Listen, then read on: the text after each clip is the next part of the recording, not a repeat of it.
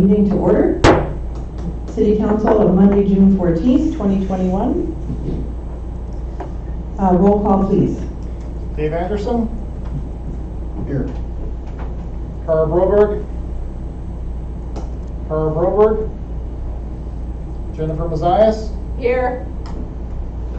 Mary McGrath. Here. Tom Nimas. Here. Karen Spears Novacek. Here. Laura Tulowitzki. Here. Okay, and we have a quorum. Next, the Pledge of Allegiance.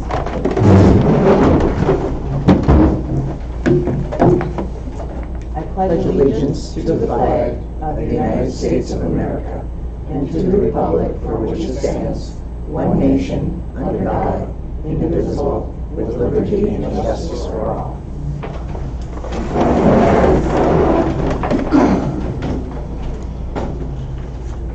Next item is approval of minutes for the City Council meetings on May 10th and May 26th of 2021. And I just had a couple of minor typos that I will hand over to Tony. One of them included the time of adjournment was missing on the May 26th meeting. And I believe that was 7:11 p.m. And Mayor, I would move approval of the minutes of the Common Council May 10, 2021, and also approval of May 26, 21, the Board of Review proceedings.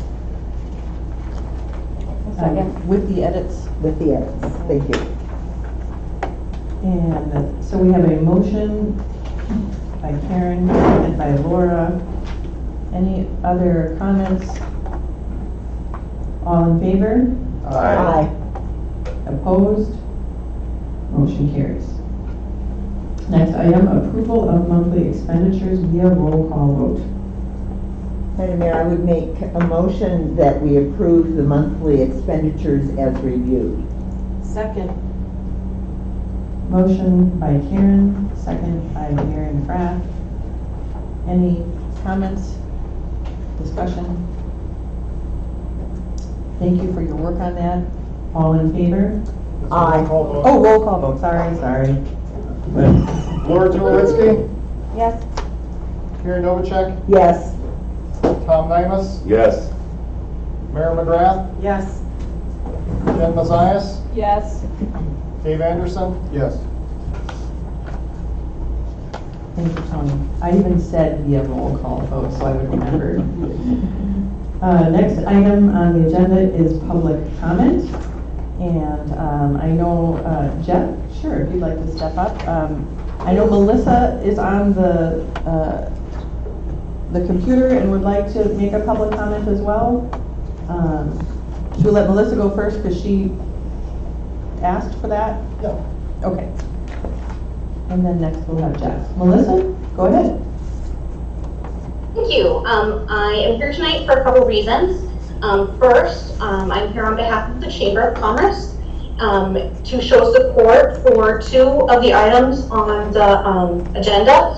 The first being supporting the expansion of the sewer line for Washburn Iron Works, and we hope that the city will be able to come to an agreement on that. We are also in support of having the farmers market moved over to Central and having that a special event request. We hope that's approved as well. The final thing that I'm here for tonight is the short-term rental ordinance that is up for discussion and possible action this evening.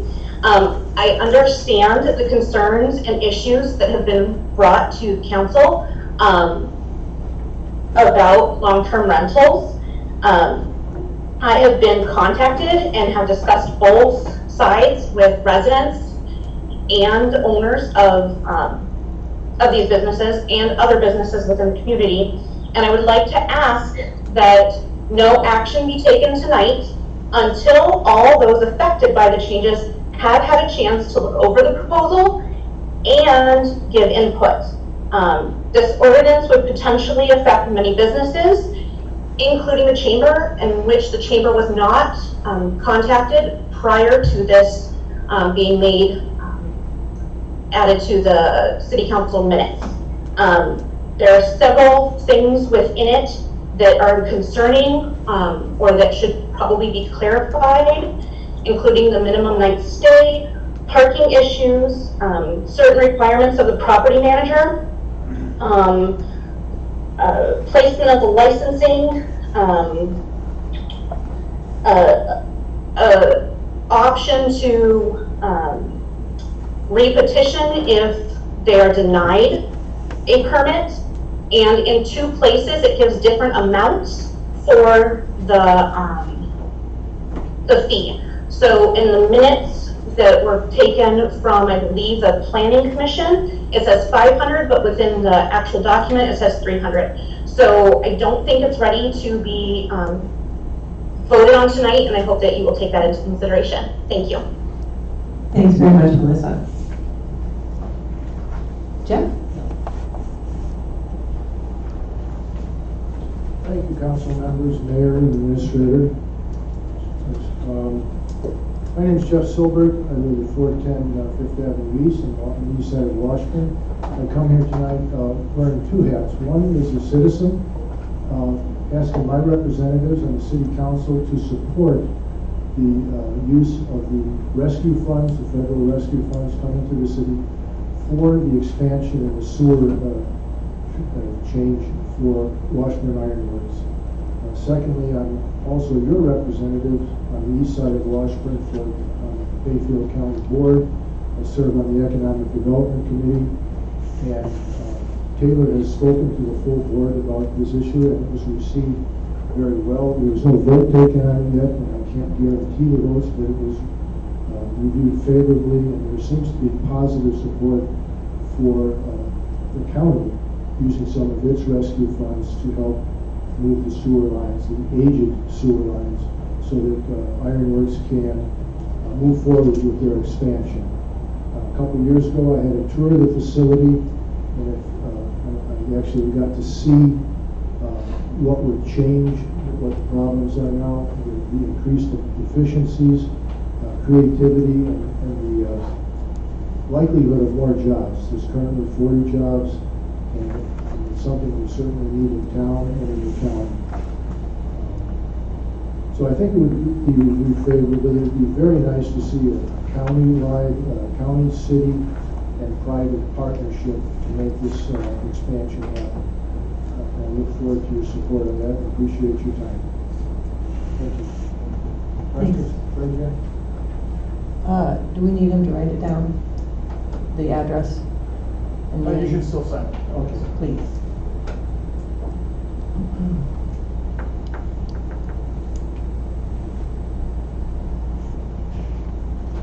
And then, is there anyone else here for public comment?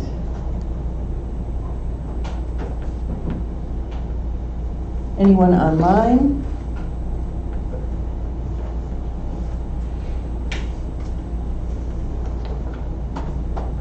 All right, seeing none, we will move on.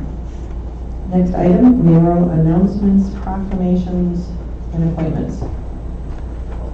The only announcement I really have is that now that we're sort of past some of the COVID restrictions, I may start doing some sort of a regular opportunity to meet with folks in person, maybe coffee with the mayor, some sort of thing like that, to give people an opportunity to have some conversation about things that they either are concerned about or have some feedback on or just have questions about. I got a few comments back on the mayoral Facebook page that were all positive. And so I will maybe look for some information in the newsletter about that. The last time I offered to do a Zoom, nobody wanted to do that, so I didn't do that. But maybe in person would be more fun and informative. I do have 2 proclamations. I don't know if I should read them both. I actually read one the other day. The first one was a proclamation honoring older adults on World Elder Abuse Awareness Day. That day is actually celebrated on June 15th, tomorrow. But there was a really nice event that the County Department of Human Services held here. It was a walk from the county up to City Hall here, and then they placed the banner out front to show a visual of the number of cases of abuse and neglect that have occurred in Bayfield County. And although we don't know the exact number of those that are specifically in the city of Washburn, we're all part of a larger community and hopefully are all willing to be on the lookout for signs of abuse and neglect, and not even so much that, but just looking out for people in general. I think I asked what it was that someone could do that would be the most helpful to address this situation, and it was really, the answer was to just talk to your neighbors. And if you notice that you haven't seen a neighbor around recently, maybe baking some cookies and bringing it over and knocking on the door, reaching out, that sort of a thing. And so there is a proclamation recognizing that, and I will post the image of these on the mayoral Facebook page or maybe on the city page. And then the other that I haven't read yet is the Community for All proclamation. I thought that it was really important and timely that we recognize the need for more inclusion in our world. I'm friends with Mayor Katie Rosenberg of Wausau, and she's really been a good leader in this area, responding to the county's denial of a resolution for inclusion. She took it upon herself to do a proclamation for the city of Wausau in response to that, and I thought she did a really good job, and she gave me permission to base mine on the one that she did and just make it a little bit more localized. Also, I thought it was timely, since it's Pride Month, to make sure that we included all sorts of inclusion in this. So if I may read the Community for All proclamation. Whereas Washburn's social, economic, and collective physical and mental well-being is predicated on our community's ability to be an open, inclusive, and diverse place to live and work. And whereas a community's values are not only determined by its elected bodies, but also its residents, families, business owners, nonprofit leaders, community organizers, religious institutions, and schools. And whereas human diversity can be defined as differences in race, ethnicity, nationality, gender, gender identity, sexual orientation, socioeconomic status, age, physical and or mental capabilities, and religious beliefs. And whereas the City of Washburn recognizes diversity, inclusion, and equity as essential to positive and healthy lives, and is committed to ensuring people of all perspectives and experiences are welcome and feel safe in our community. And whereas the City of Washburn is welcoming and inclusive to all residents and visitors alike, no matter their age, race, color, national origin, religion, gender identity or expression, sexual orientation, disability, or socioeconomic, familial, or veteran status. Now, therefore, I, Mary D. Motiff, Mayor of the City of Washburn, in recognition of this event, do hereby proclaim the City of Washburn as a community for all, and will continue to promote an environment that accepts, celebrates, and appreciates diversity within the community, while condemning any hate-based activity, treatment, or discrimination due to a person's protected class. And I call on our partners in government, residents, families, business owners, nonprofit leaders, community organizers, religious institutions, and schools to do the same. And that is all I have for proclamations, and we do not have any appointments tonight. And moving on to our next item, discussion and action on potential American Rescue Plan Act funds, action on negotiation of development agreement with Washburn Iron Works for relocation of sewer main and Iron Works expansion. And we had a detailed memo on this, and since the memo, we have gotten the amount of our disbursement. And I believe it is around $108,000 for the first year, and it would be about the same for the second year. And there are a few specifics outlined in the memo, including the Washburn Iron Works project. I am very interested in hearing if there are other ideas, although there's not enough money for everything. But if we can maybe decide on a few things tonight and then have some other things for future consideration with the next allotment that we would get next year, that would be one way to address the fact that we don't have enough money for everything that we want to do, and we probably never will. But there are some things outlined in the memo, and one of those things is the Washburn Iron Works projects. I believe, did I see Taylor here? Taylor, do you mind coming up and talking a little bit about your proposed project? Yep. That would be great. You know, people talk about economic development and bringing businesses to the area.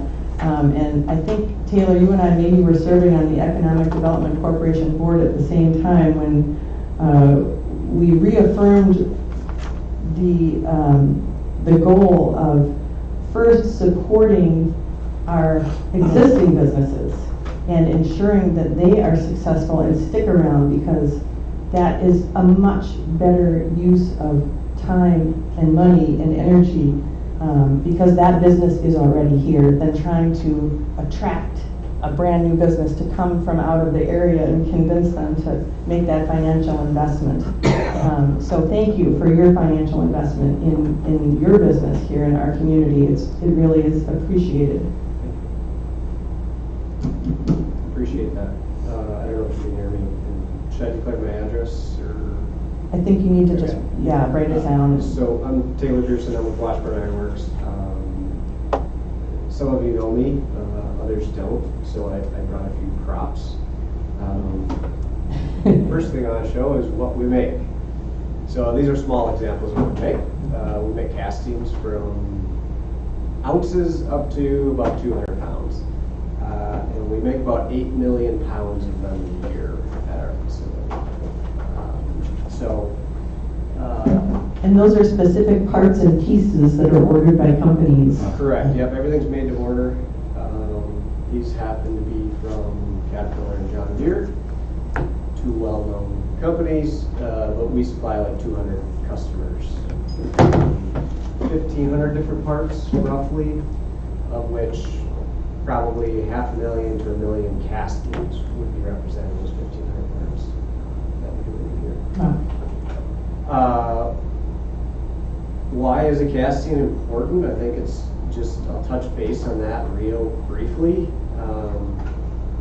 So if any of you ate grain today, cereal, bagels, whatever, bread, there's a very real chance that your grain touched one of our castings. Our castings are used to harvest grain and get it from the fields. If you drive a car, use roads, sidewalks, electricity, refrigerator, bike, you use a casting. That doesn't change with electric vehicles. We actually make parts for electric buses currently. So there's a wide use of castings in the world around you. They're made all over, but Wisconsin happens to be a very foundry-heavy state. So in the Wisconsin level, 1 out of 336 residents works for a foundry. The next closest state is Indiana, and it's about double that. And we represent 1.5% of the Wisconsin GDP. So it's the largest manufacturing revenue for Wisconsin. So it's been a big part. There's probably a long history of why. There's various reasons for that, but there's a big history in Wisconsin. Locally, as Jeff mentioned earlier, we employ about 40 people. I did a quick count, looked at our employee roster, and that's about 107 lives that are reliant on our jobs. It's probably a little bit more than that because we have a few new employees that don't necessarily know their home situation, but the ones that have been with us for a while, we know that one. So that's why I came up with 107. In wages, we add about $2 million to the local economy.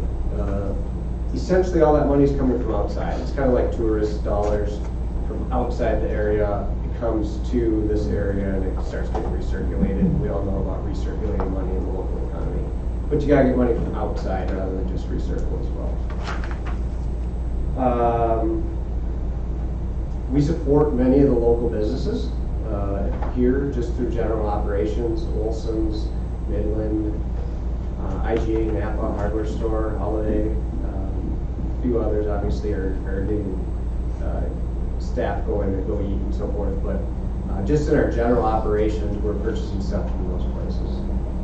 And we have full-time year-round jobs with benefits, health insurance, retirement. I know there's not a ton of them that are that way in the area in Washburn. We rely a lot on either tourism or construction, and nothing against those, they're all important. Every part of our economy is important for our city, for our county, for our area. So, we donated about $20,000 to local charities events last year as well. We're putting money back into the community all the time. That's pretty consistent with what we've done with previous years. So. I've been here before. We were going to go through a CDI grant. This isn't new. It's kind of determined that CDI probably wasn't the best route. You guys are probably familiar with that from the broke down palace.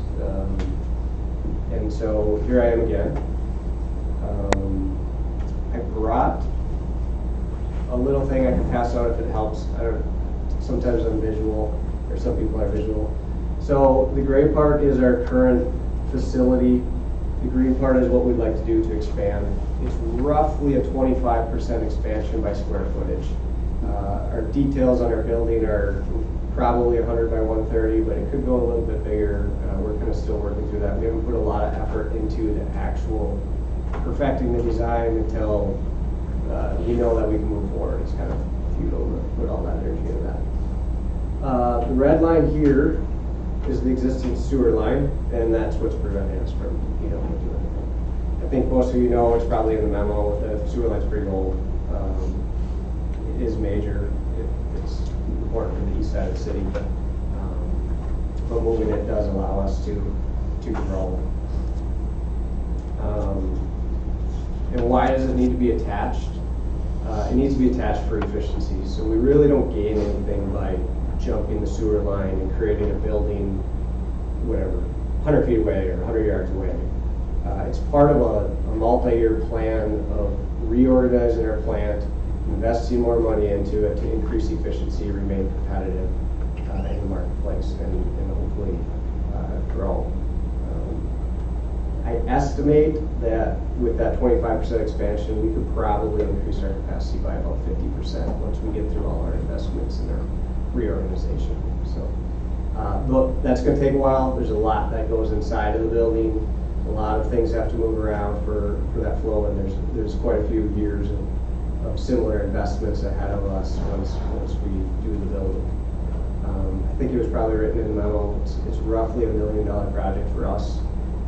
The building itself is $800,000. That's a moving target.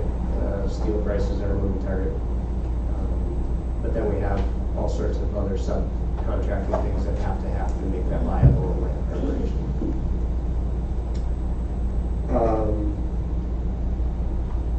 I think for now, I guess I think that gives a good introduction to it and where we are, how we got here, and what we're trying to do and why this is important for us and for the community.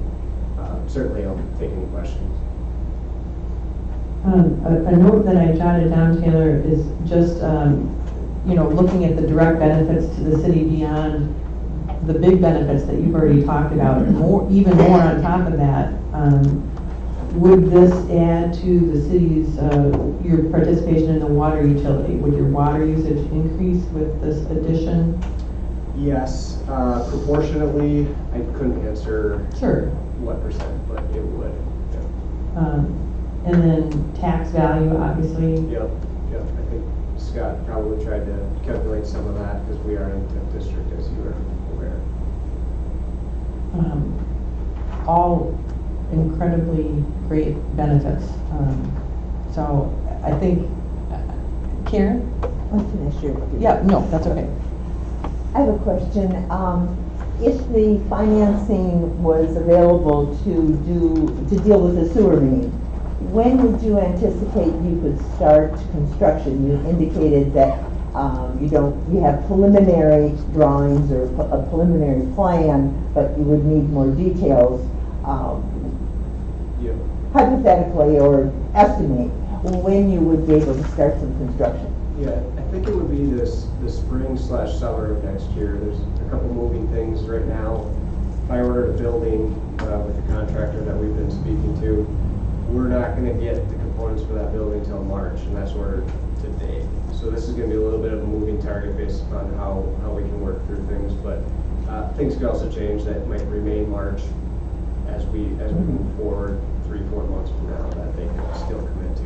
But you anticipate sometime in 22? Yep, it will be 2022 would be our goal. Obviously, the sewer line needs to be moved before we can build on Correct. it. Right? I presume the city would prefer that, and I think we would prefer that. Thank you. Thanks, Karen. And I'm pretty sure it actually has to be that way. I don't believe that we're able to develop over the infrastructure. Yeah, I don't think it's in anybody's best interest to do so. Yeah. Well, thank you very much. That was very informative, and it's good to know the kinds of business that we have going on right here in Washburn. I think people tend to not think about it, you know, because you drive by the building and you don't see those, Yeah. you know, maybe you start charging people for building tours. Yeah, from the street, we look pretty small, and then once people get in, and they're like, whoa, this keeps going. So, it is always interesting. If you want a tour, you're always welcome. Excellent. Thank you. Very much appreciated. Does anyone else have comments or an idea of how you would like to see the decision get made here on what we, I guess we don't have to make a decision, but to commit to some of the funds that are coming our way? Jen? I just have a couple questions. And sorry, I don't have a microphone, so I hope everybody can hear me. I think online, I'm sorry. Can you hear me okay? Oh, do you want to grab the one from the? Oh, maybe you're Will here. I can hear you, for sure. Oh, good. Almost have that in my mouth. Well, I was online a lot, so I know how it is. I think we have some really great ideas here. There's one that I'd like to add in that we haven't, that's not on this list, and that's with our, I guess, healthcare workers that we have in our city. One of the things we talk a lot about is our volunteer ambulance department and issues and retaining people and how hard they worked this past year and some of the challenges that we're gonna have in the future. So I'm not sure, I don't have like a specific amount or an idea, but I'd like to at least add that to the list. It seems to fit in really well with the criteria. And then I guess my other question is, I understand that it's like $200,000, but we also know how quickly that goes. So for, and I think the Ironworks is a great, I mean, it fits the categories and things really well too. So Jeff talked a little bit about Bayfield County funds. So is it like kind of going to be a partnership where it would be like how much would be needed for that? I mean, and then like, what kind of decisions do we need to make tonight on this? Or is it, do we have time and we're just throwing ideas out? Scott? Well, two-part question. So part of this discussion is what do you potentially want to utilize the funds for? The second part is if you want to go forward with the Ironworks project, how would that be structured?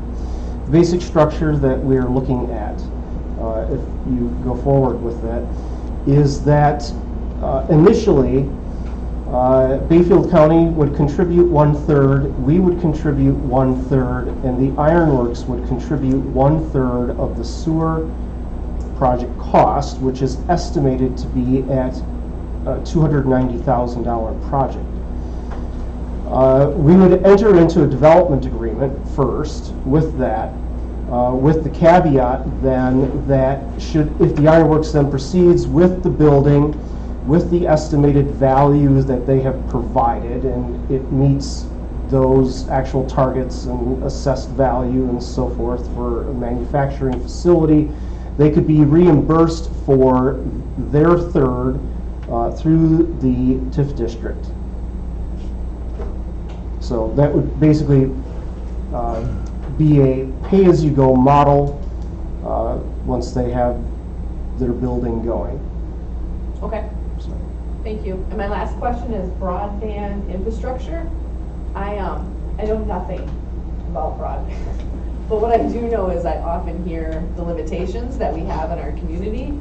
Maybe Dave could speak a little bit more. I don't know. You know what I mean? I don't know anything about it, but this seems like that's a big part of this funding too. And I don't know if we've investigated anything that we can do, because that seems like a long-term investment that our community may need or may not. But I hear things, but I'm by no means can speak wisely about it. I agree that that's a good topic to explore more, and potentially maybe for the second round. The note that I had on broadband is a question of whether we look at potentially installing fiber during the highway construction. That could be a potential project for those funds, but definitely needs discussion. And I think it would be good to focus on the things that we know we want to do with the first half of the funds, and then do some of that further discussion and research on those other things that we might want to support with the second part of the funding. That's just how I'm feeling that it would be good to go. But, Karen?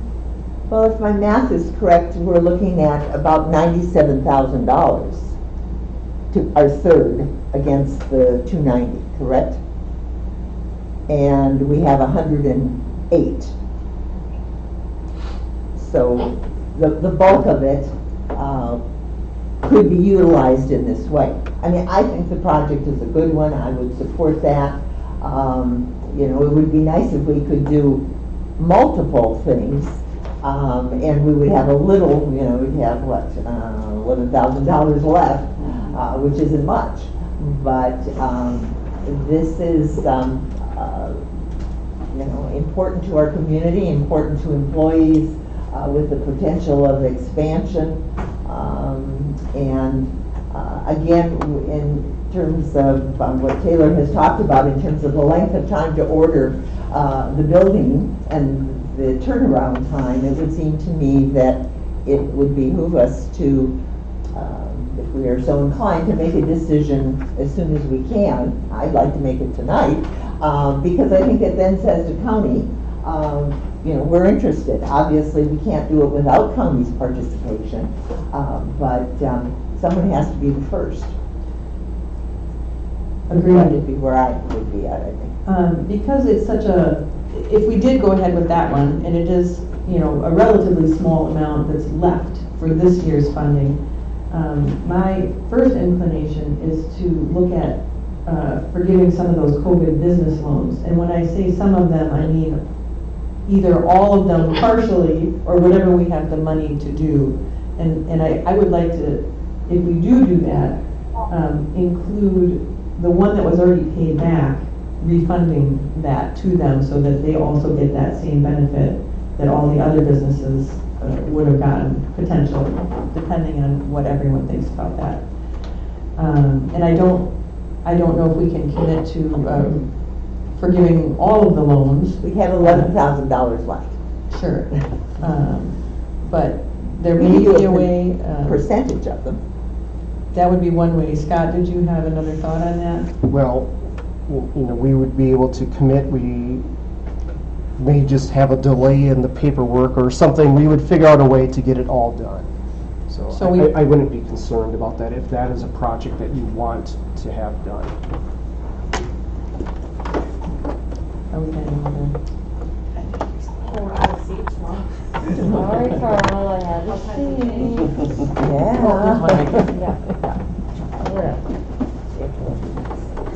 Yeah, I agree. I didn't bring that up when I was talking, but yeah, that forgiveness of the business loans is like really fits well, and I agree with that, if we have money left over. I did have one question for Taylor, I'm sorry, I forgot.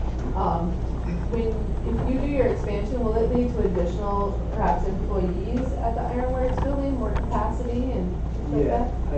I anticipate it will, but it won't, the building is the starting point for that. It doesn't happen until we put more equipment back into the facility that's gonna be in that building. And they're all huge investments, and so they kind of take place over like the following 2 to 5 years, where we can be walking through these steps, and probably each little step we will gain some staff. How many is hard to say exactly, but you know, I think reaching 45, if you took it all else the same here, and 5 years later, 45 is fairly realistic. It could be higher. Thank you. And just a few jobs, I think, make a tremendous Yes. amount of impact for sure. In addition to all the other benefits, so. Okay, any other thoughts on funding ideas? I'm in support of Taylor's, or the Washburn Ironworks sewer removal, and I think we should concentrate the other monies that will come in the future towards broadband expansion. I think that's a big part of what this town could offer folks that need that to move here to work from home. That's one of the only things we have. So I meet people all the time that move here for quality of life, and they're able to work from home. But not everyone can do that because we don't have the internet speed that's required by their company. So I don't know how we do that. I don't have much. I know there's a lot of politics that are involved in different companies overlapping. I don't know how that works. Territories. and- Right, yeah, with CenturyLink and Norvado and, and Spectrum. I don't know how that all works, but I think we should explore it. And I think part of the broadband on this particular thing was, I think we had to make sure we got like the last outskirts first. Isn't that correct? I think we had to concentrate our efforts on the outlying areas. It had to be unserved or underserved, I think. It was a rural Yeah. expansion, and so since we already had Right. internet, nothing Right, so I think the qualified. bulk of the city is kind of, on the back page of this one, and we would have to, if we used any of this money, we would have to go to the, like Up County C, for example. For those folks that are still in the city, way up there that have minimal internet service, so, And I think that one is gonna require some research yeah, on what our options are even. right. Does anyone have any sort of a motion they would like to make on any funds for this year? Karen? And Mayor, I would move that we direct staff to begin negotiation of a development agreement with Washburn Ironworks for relocation of the sewer main, utilizing a portion of our American Rescue Plan action funds, with the caveats that it be a three-way participation, and that there be some agreement, some language in the agreement regarding starting a building. And I'm not putting the date on that because that's part of the negotiation, but I would so move that. I'll second. Okay, so the motion is just to negotiate a development agreement with the Ironworks. Or does it also include the other item of approving funds? Utilizing the American Rescue Plan funds for our third participation. The way that this is listed, does it need to be two separate motions? Because we have a discussion and action on the funds and then an action on the negotiation of the development agreement. I would say that at this point, you're not committing a certain amount of funds towards any project, so the motion to move forward with committing some unidentified amount towards this project would be fine. Okay, so this is just on the action for the negotiation of the development. Is that all right with the second? So we have a motion and a second to proceed with the negotiation of a development agreement with Washburn Iron Works for the relocation of the sewer main for the expansion. Are there any questions or comments or discussion on that motion? Seeing none, all in favor? Aye. Opposed? Abstain. Do we need a reason for abstention or no? Okay. Okay, motion carries. Then, do we have anyone who cares to make a motion on potential American Rescue Plan Act funds? Are they still potential or are they actual now? We are reasonably certain that it will be deposited soon. Okay. We're looking for a motion to approve funds.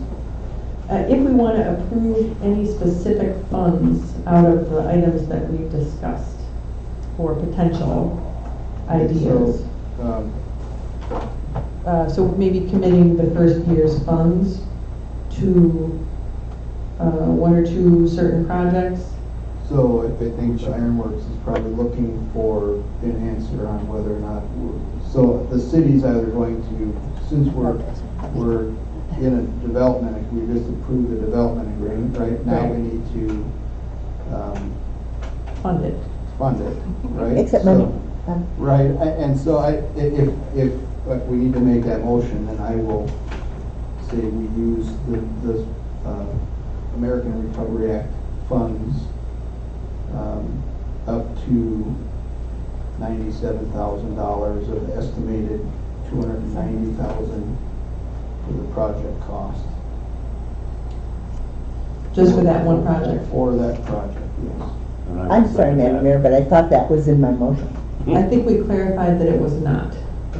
It didn't have a specific dollar amount attached to it. So Karen, I interpreted your motion as we are using and going forward with the development agreement to use these funds, but not a specific dollar amount. Okay, no, right, but I did specify that Yes. one.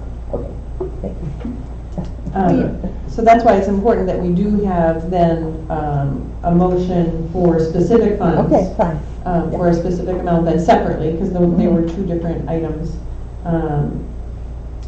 Is there anything else that you'd like to specify in your motion or just for that one? We can have two motions on the funding, right? So I think Yeah. further discussion could Okay. be had over the remaining $11,000. Okay, so there's a motion by Dave to approve up to $97,000 for the Ironworks expansion and relocation of the sewer. And I'll second that. Second by Tom. Any questions on that motion? Yeah, I guess my thought process is we don't have final numbers for the negotiations, and we don't have the money in the bank yet. I would wait until we have those, and then we can be more definitive on it.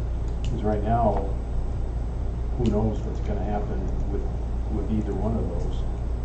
I feel a little, on your point, I feel like using the words up to helps with that and leaves the negotiation available because I do feel it's important to use the remaining funds, which you're saying could be a second motion, to make sure there's some consideration of the other businesses, whether percentage paid off or infrastructure improvements and research. Are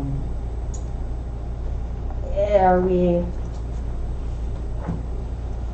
going to cut off any opportunity to look into other ways to fund this sewer relocation if we commit that amount now, instead of just wording it as whatever it takes? So the motion is worded as up to 97,000 Right, that's correct. of the funds.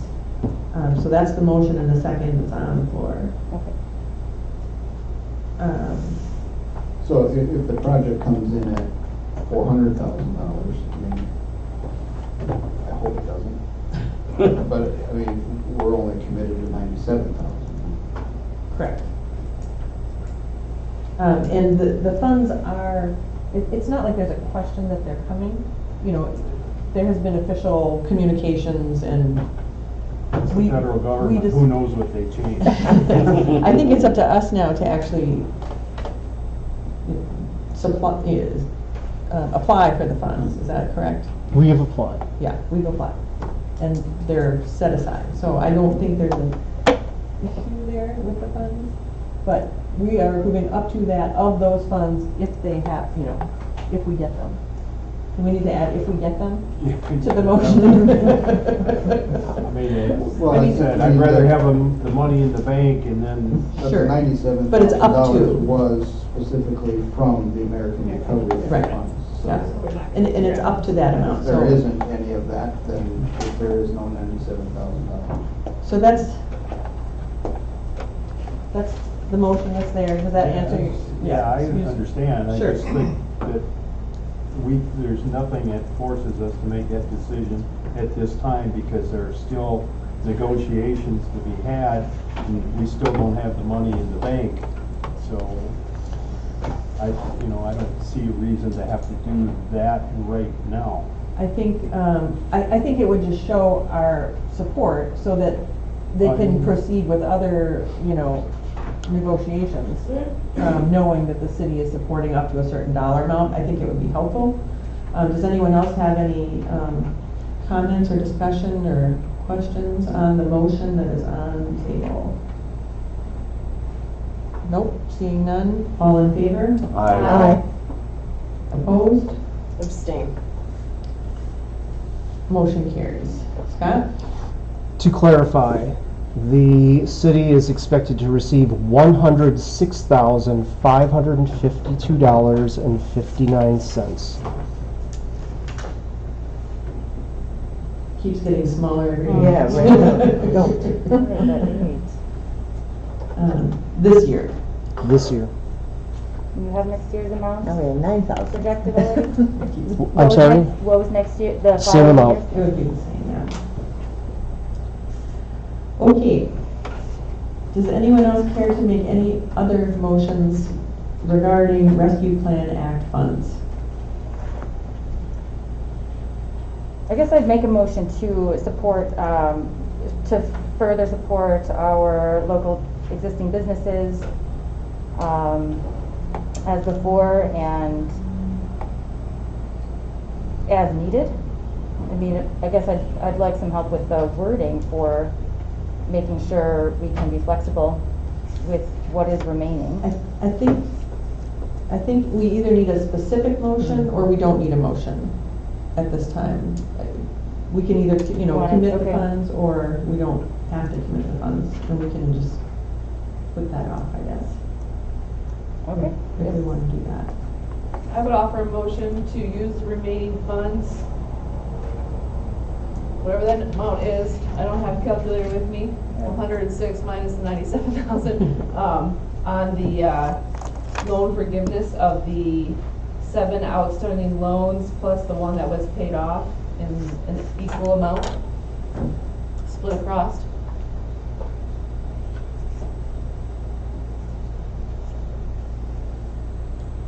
Second. Scott, Do do a question on the discussion. motion? Second that motion. Okay, so we have a motion and a second. Scott? I'd like to ask a question. Is the intention not to forgive the entire amount because you don't believe that we have the dollars to, Or is your preference, if we could, to forgive the entire amount? Preference would be to forgive the entire amount. Then I suggest that's the motion that you make. Let us figure out how to do it. Okay. Utilizing ARPA funds would have to be part of it or not necessarily? Using ARPA funds though, Yes. regardless? It would all in the end come out of Come that. out of that, even if it was the next year. Correct. Okay. My motion would be to utilize the funds for the forgiveness of the business COVID loans that were issued by the city last year in full amount. Okay. Is that better? Is that acceptable as a motion, as a, Yes, for a second? I will second that revision. Okay, motion to use ARPA funds to fully forgive/repay the business COVID loans out of ARPA funds. Any other questions or comments or discussion on that? Seeing none, all in favor? Aye. Opposed? Nay. Abstain. And we still have a motion that passed. Who Okay. voted no? Was that Carl? Carl.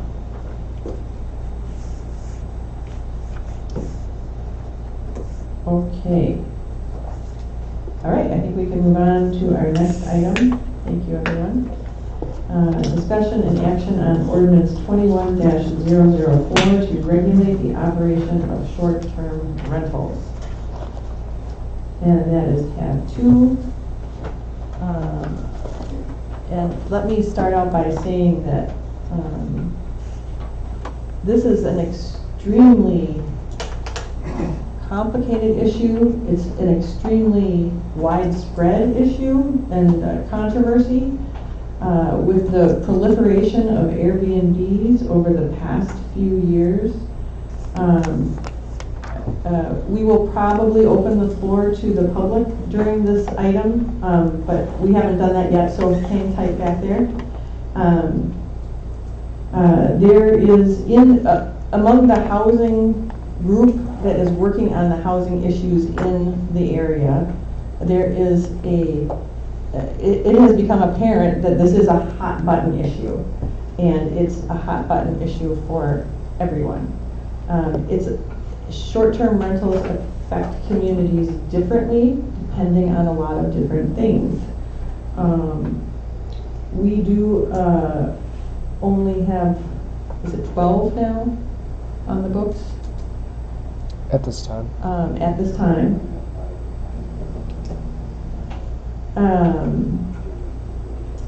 And we also have an economy that relies on tourism. And so it is important to be able to accommodate those visitors in our community. It is also important that we have places for our workers to live and raise their families in our community. So both are valid needs. And I don't know if we're going to be able to get to the bottom of which of those needs is more important. I don't know if we have to decide that. Anyway, I think there may be room for, well, I'll just leave it at that. Obviously, you have the memo here. We have a draft ordinance. There are very few things that we can actually limit at currently. This gives us a little bit of ability to put some additional guidelines on the short-term rental arena. This is, as it states in the memo, this is not a zoning ordinance, it is a general ordinance. And so Plan Commission did look at this topic briefly. We really didn't go into a lot of detail.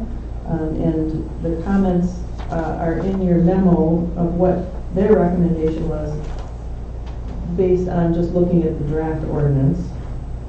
And that was to recommend an annual permit fee of $500 with all permits expiring at the same time, just to make it easy for staff to know the workflow of when these things would come due and be renewed. And that there would be no restriction on the duration of stay. We thought, I think the commission thought that if you're going to give someone the ability to do short-term rentals, why would you want to limit how they do it, as far as how often they're renting? Although there is some concern from neighbors about, you know, the amount of turnover that's happening. But if you are going to allow it, you also are, you would hope that the people that are doing it would be able to make an income off of it. And that's hard to do when you restrict it to only renting once in a week, or even twice in a week, to different parties. So, do we need an ordinance to regulate short-term rentals? I'm not sure. Well, we have to allow them. We have to allow them. So Correct. I don't see why, I don't really see this as an issue right now. And I don't know, you know, typically you make ordinances to, you know, because we have an issue, and I don't think we have an issue, but, and as far as overnight, or the 6-day minimum, I think it's, you know, it's just they're gonna do them anyway. Right, they'll find a way around They're it. gonna find a way Yeah. around it, so I think, you know, I'm not sure we do need one. I think the whole purpose of this was to take the conditional use permit process off the plate of the planning commission. So, Well, and it says the purpose here is stated as to ensure the quality and nature of the short-term rentals operating within the city of Washburn are adequate for protecting public health, safety, and general welfare, and to protect the character and stability of neighborhoods within the city.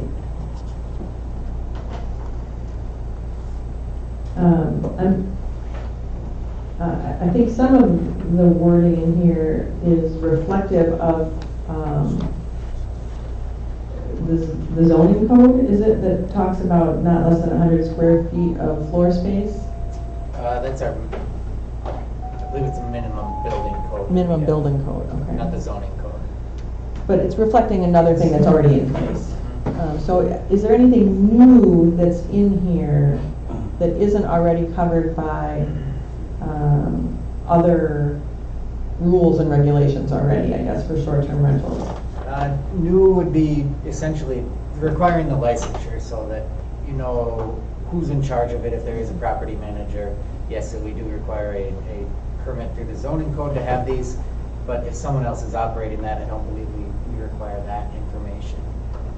It allows a more streamlined process for revoking these types of permits and allowances if there are violations of any local ordinances or other laws. It allows for more of a collection of a licensing fee to offset the administrative costs and time that goes into this. It can provide for restrictions on the number of night stays. You can prohibit anything less than 7 days. Those are the types of things that it can do. I know there's been some communication sent to the council members about no statutes authorizing this. This draft ordinance was taken from several municipalities, examples, and as well as guidance from the Wisconsin League of Municipalities, the Wisconsin Realtors Association, and there is no Wisconsin state court decision that has interpreted this Wisconsin right to rent law about what limits of restrictions that you can place on short-term rentals. Statute specifically says that you cannot prohibit between 7 and 29-day rentals, and you can limit them to a certain number of rentals. within 180 consecutive days. Statute also says that municipalities can enact other regulations that are not inconsistent with that statute, which there, the interpretation by the Realtors Association, the League of Municipalities, is that we can have some of these other restrictions and licensing fees so long as they're not unduly burdensome to effectively prohibit these short-term rentals. So it is, to answer your question, I guess that was a long way around it, there is not a lot in this that is in addition to what we currently have. It's more of a tracking and notification system for these types of short-term rentals. Okay. But there was several, I mean, that was helpful for me, Yeah. because there's several things to me that were key, is, you know, an administration fee to offset any work that has to be done in the city, and then, you know, an avenue for us to revoke something if local ordinances are not followed. So I think it kind of sets us up for, as long as it's not a burden, you know, like, I mean, nobody likes more ordinances and more paperwork. That isn't helpful, but for me, it sounds like there's some things that may be helpful. I guess I'd like to open the floor to get any, Is that a motion? I have a motion to open the floor. Second. Motion by Jen, second by Laura, to open the floor to the public on this item. All in favor? Opposed? Motion carries. Can I Karen? ask a question before we allow the public to comment? Max, a question for you. The provision regarding off-street parking, in your estimation, that's something that we could add to it? Is not, there's nothing that would prohibit us from doing that? According to, yes, my interpretations of the statutes, and it's, the big thing is that this is, the parking requirements for short-term rental are consistent with other types of residential uses. Okay. So it's not creating an additional burden on a homeowner for having this type of short-term rental. Just in one further comment, it would seem to me that, you know, we've had, what, one or two persons that have addressed us about the impact of short-term rentals in neighborhoods. And certainly the parking issue and having a property manager that is in close proximity, 15 miles, I think is what is currently in the ordinance, would say to residents, we're balanced. We're trying to balance both this opportunity for short-term rentals with the realities of you're living in a neighborhood and you want the neighborhood to be safe and not, you know, and the parking issue. So those, I think, when you asked the question, Mayor, about do we need one at all, it would seem to me that for the benefit of everyone, some provisions, those two specifically, really do address residents' concern. I think that the 7-day requirement in terms of rent, I think that's a nightmare. And how do you manage that, and who monitors that? And we're setting ourselves up for headaches A nightmare. with that. And just to clarify on that, the current zoning ordinance for, I forget the name of it, is it transient rooming? Tourist room. Tourist rooming house. Uh-huh. If there's a property manager, that requires them to be within 5 miles Oh, currently. okay. So that restriction is in place with our current zoning code as well Okay. for All right. a Thank you. tourist rooming Thank house. you. Okay. Just, okay. Thank you.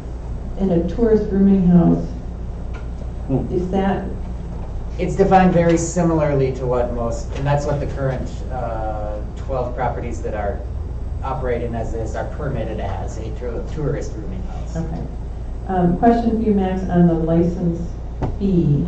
Is that per unit or per property or per, can there be multiple rentals on one application, and would the fee just be for the one application for whatever rentals are listed? This, I guess that's a good clarification that would need to be made. For the permit fee, there may be some people who make comments on this. The statutes aren't clear as to what you can charge. The interpretation of this is whatever is reasonable to offset the administrative cost. So that should be clarified that I think it would be per premises essentially, because each rooming house would require its own license. Like currently, each tourist rooming house requires a permit to operate as a tourist rooming house.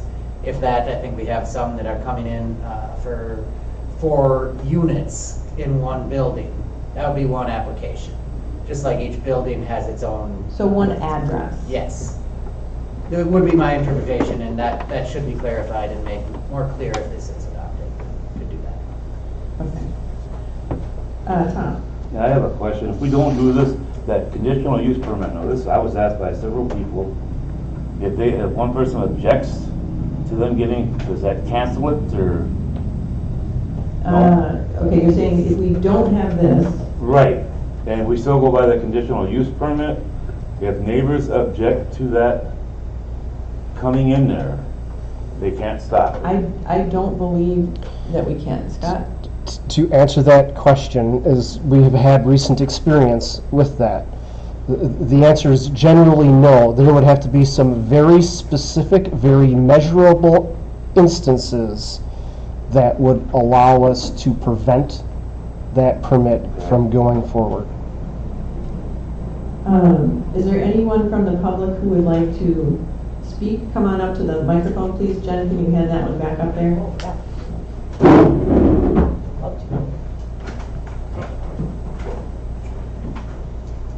Or if you just want to hold it, it actually works well if you hold it pretty close. I can use it as a weapon. There we go. Just don't wind up too much. I'm gonna speak my piece. And could you just state your name and address, please? Jack Bradley, 313 4th Avenue West in Washburn. Now, I'll give you a little history on, I've lived here all my life. I was born here, I was raised here, I raised my kids here. I worked for the city for 26 years, 14 of them as the chief of police. I've also spent 22 years on the ambulance and 13 years as a Little League coach, so I know the city. I've gone through 5 mayors and quite a few city attorneys. No offense, Max. No offense. I worked with his dad, I worked with Karen's dad. And the reason I'm here, I didn't think I'd ever have to do this again, because I've done a lot of city government. But I read Mr. Culver's letter here as far as short-term rentals. And I guess I want to say to the city council, one thing is don't do anything rash. Why don't you go out and ask what the residents want? Now, I'm a renter now, I was a homeowner twice. I can afford to live in the city. Most people can't because there isn't any houses available. And part of that reason is because Air Bed and Breakfast is buying them all up. And they don't have kids with them to support your school. And I don't think there's anybody sitting on that city council that wants a bed and breakfast next to their house. Now, I'm not against bed and breakfast, don't get me wrong. Take it easy, Mary. And I've known Mary for 40 years too. I had my dealings with turkeys with her. But anyway, I just think that you ask the residents, most of the residents that I've talked to don't want bed and breakfast. They don't want it. And what Mr. Nimus was saying about the conditional use, that there's something that you gotta look at there, because if a bed and breakfast, I got 5 of them around me. Now I'm a renter, I can't complain about it. But I'll tell you what, if I had a nice house and I had bed and breakfast around my house, I think the value of my house would go down. And I guess I think it's wrong. I think there's going to be problems with it. I think if you want bed and breakfast, the commercial area is the place to have it, not back in a residence. I mean, we have to live there, and that's the way I feel about it.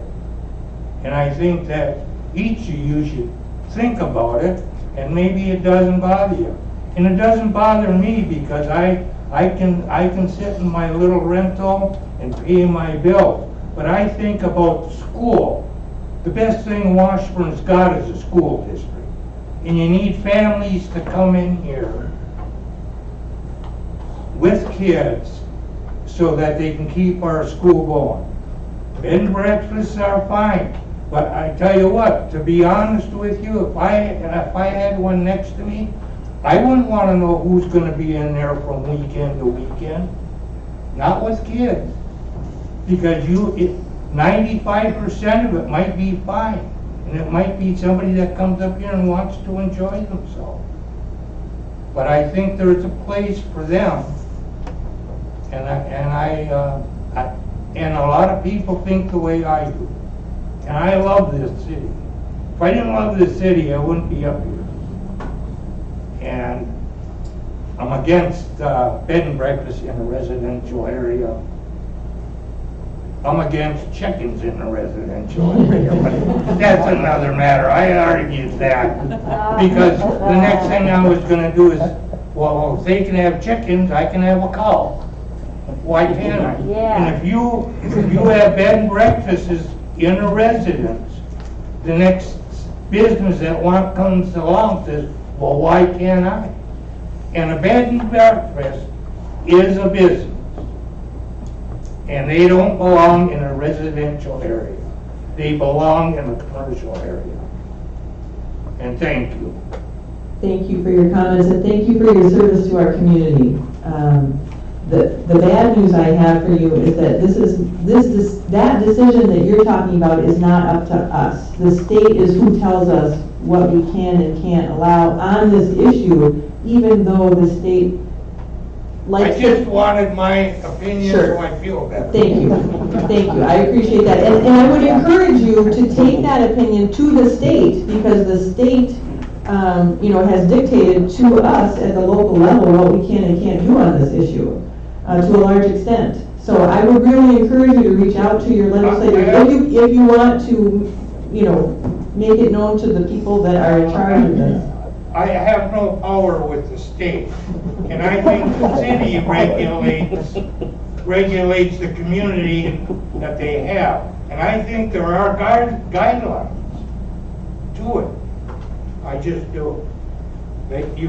The city can pass a lot of laws and prevent a lot of things. I thought a bed and breakfast was, if I had a house and I had somebody come in and I live there and I serve them breakfast, that's fine. I got nothing. But this is all private stuff and they just come in. I understand. You know what I'm talking about. Thank you. Thank you. Anyone else care to make a comment on this issue while we have the floor open to the public? I'll make a few comments.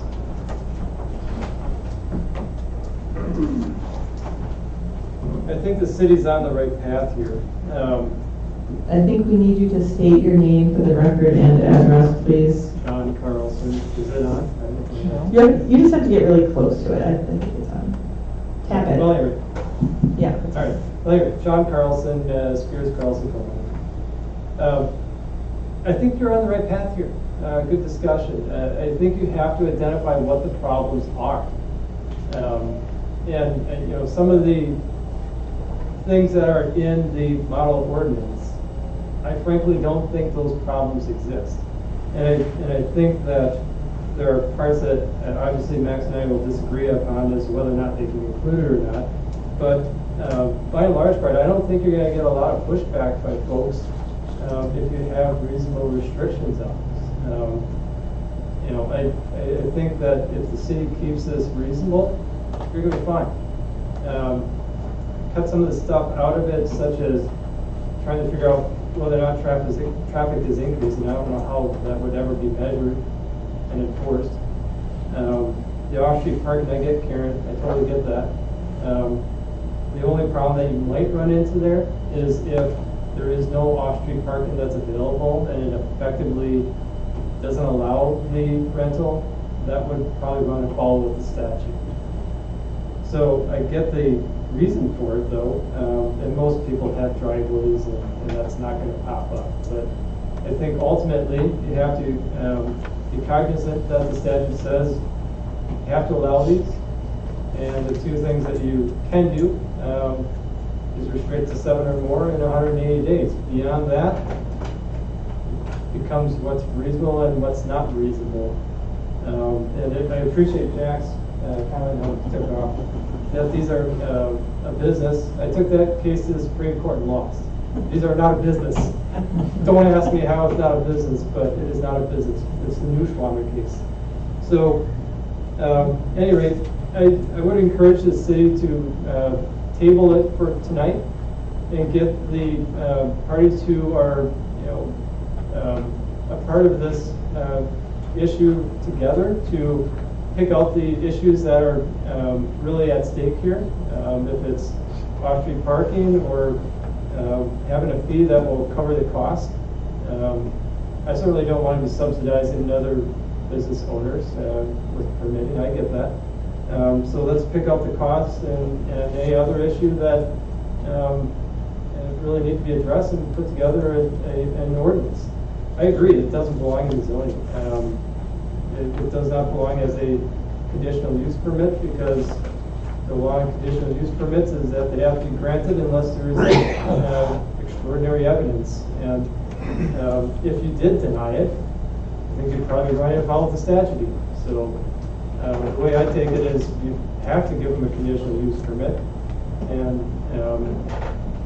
I really don't think it belongs in the zoning board. So, thank you. Thank you. Appreciate your comments. Bridget Kelly online would like to make a comment. Okay, sure. Bridget, go ahead. Can you hear me? Yes. Okay. Hi guys, how are y'all doing? Good. Good. Do we need Bridget to state her name and address? Bridget Kelly, 715, well, I live in Ashland now, but I was at 715 3rd Avenue West in Washburn. I just have a couple of questions in regards to the Airbnb permits. My first question is, if this is, and it was, I thought of it while Jack Bradley was talking, if this is something that community members do not support, is there a cap in regards to maybe what the licensing fee would be? Is that something that could be very high where it's almost unattainable in order to override the state's legislation on Airbnbs? That is not, I guess the way to phrase that might be, we are not able to make the fee so high that it restricts the ability of someone to do it. Yeah, none of the restrictions can be unduly prohibitive to someone engaging in this type of activity. The state, just so you know, I can't remember if we talked about this, Bridget, when you joined us last time, but the state in 2017, I think it was, made some changes to the statute that really restrict what the local municipalities can and cannot do in regards to short-term rentals. And so that is one of the things that they cannot do, is make the fee so high that it would be prohibitive. And then the next question is it a conflict of interest in regards to board members on the city to have these Airbnb rentals and then able to vote on it? So I guess it would depend specifically on what is being voted on, whether or not that would be a conflict. Does that make sense, Max? Yes. Yeah, so not, in general, it may not be a conflict, but if there is something where they have a vested interest, then perhaps it would have to get looked at. Depends on what we're voting on tonight. No motions have been made to this point, so I don't know that there will be. But that's definitely something that we pay close attention to, so thank you for asking. Is that it? Do I get a chance to speak again or no? You sure could, Melissa. Go right ahead. So I agree 100% with what John was saying. I am not in any way opposed to an ordinance at all. There are just specific things that I think should be discussed within it. Specifically, the minimum night stay. Again, it's difficult to monitor and make sure that people are, abiding by that. But I want you to think about the major events that happen in our area, and if you were to put a minimum night stay on an Airbnb, you will severely limit the number of people who can stay in Washburn during large events when hotels, motels, other businesses like that are full. We are very lucky in regards to having the 12 that we do have, because if we didn't have those, we would be limited to the specific ones we have, again, from motels and hotels, which would limit the city's ability to collect revenue from that, and we would limit the number of tourists that we could have in our area. If tourists can't stay in Washburn, they're most likely not going to come and spend their money in Washburn. So that's the biggest issue that I have on the list. Again, parking, I'm not sure about that. I don't know if there's been any issues with that, but I can see there possibly being issues if they don't have the amount of space to have off-site parking. With the property management, I know for sure one of these rentals would be would have an issue because they do have a property manager because they live out of the state, and so the requirement of them having to be here in person in December, 45 days before the end of the year, so I guess November, during the holiday season, to try to be here to fill out the paperwork. What are you referring to with that one, Melissa? I don't know what you're talking about with that Under one. the property management section, It's under licenses. give me a second. License, And I can section type. 11-74. 1174 under licensing, and There's a 45-day thing there. And then it talks about the property manager in the page before that, having to be It doesn't- within 15 miles, be available 24 hours a day. Doesn't say that the person has to be there. yeah, I don't think that's required. Yes, it does. It says that they cannot fill out the license on behalf of the owner. Correct. The owner has Is to, in, the owner has to fill out the application themselves, but they can have a manager managing the property. And they can fill it out and email it. then yes, again, so that's okay. As long as that's clear that they don't have to be here in person to do that, I think that would be something, making that clear. Because again, if somebody has to fly here to, be in person to fill out the application, that would be prohibited with them. Sure, no, I don't think it says anywhere that they need to be here in person. And then, the other concern that you had with the, number of nights required, I don't know if you saw, but the recommendation from the Plan Commission was to not have any restriction during the stay. And Yes, I saw that, but that's just a recommendation. Sure. It's not what's in the actual written ordinance, so that's why I was making that clear that that was something I had an issue with, and I do agree with the Planning Commission on that recommendation. Two things I think are missing. One is a way to appeal a non-renewal or a decline. If we can listen to somebody who has a business who loses their permits working on city property, if they have an opportunity to come back to the city and ask and, possibly get their permit reinstated, I think that should be included in this as well. And the other part is I know currently we're having some issues when it comes to the collection of room tax from Airbnb, VRBO, things like that. I know it is a major headache right now, trying to figure out where everything comes from and how much was collected on behalf of each rental. So something I think that should be included is some kind of documentation that they would need to keep more strict than what we currently do, so that it is not such a headache to try to figure out where that money is coming from, and so that we know we can better make sure that we're getting what we're supposed to be getting and that we're not getting things we're not supposed to be getting. So that's something, a restriction or a specific step I think that should be added to it.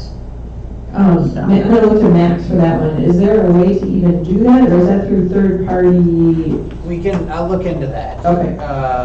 As far as essentially requiring a rent roll or some type of listing where people stayed.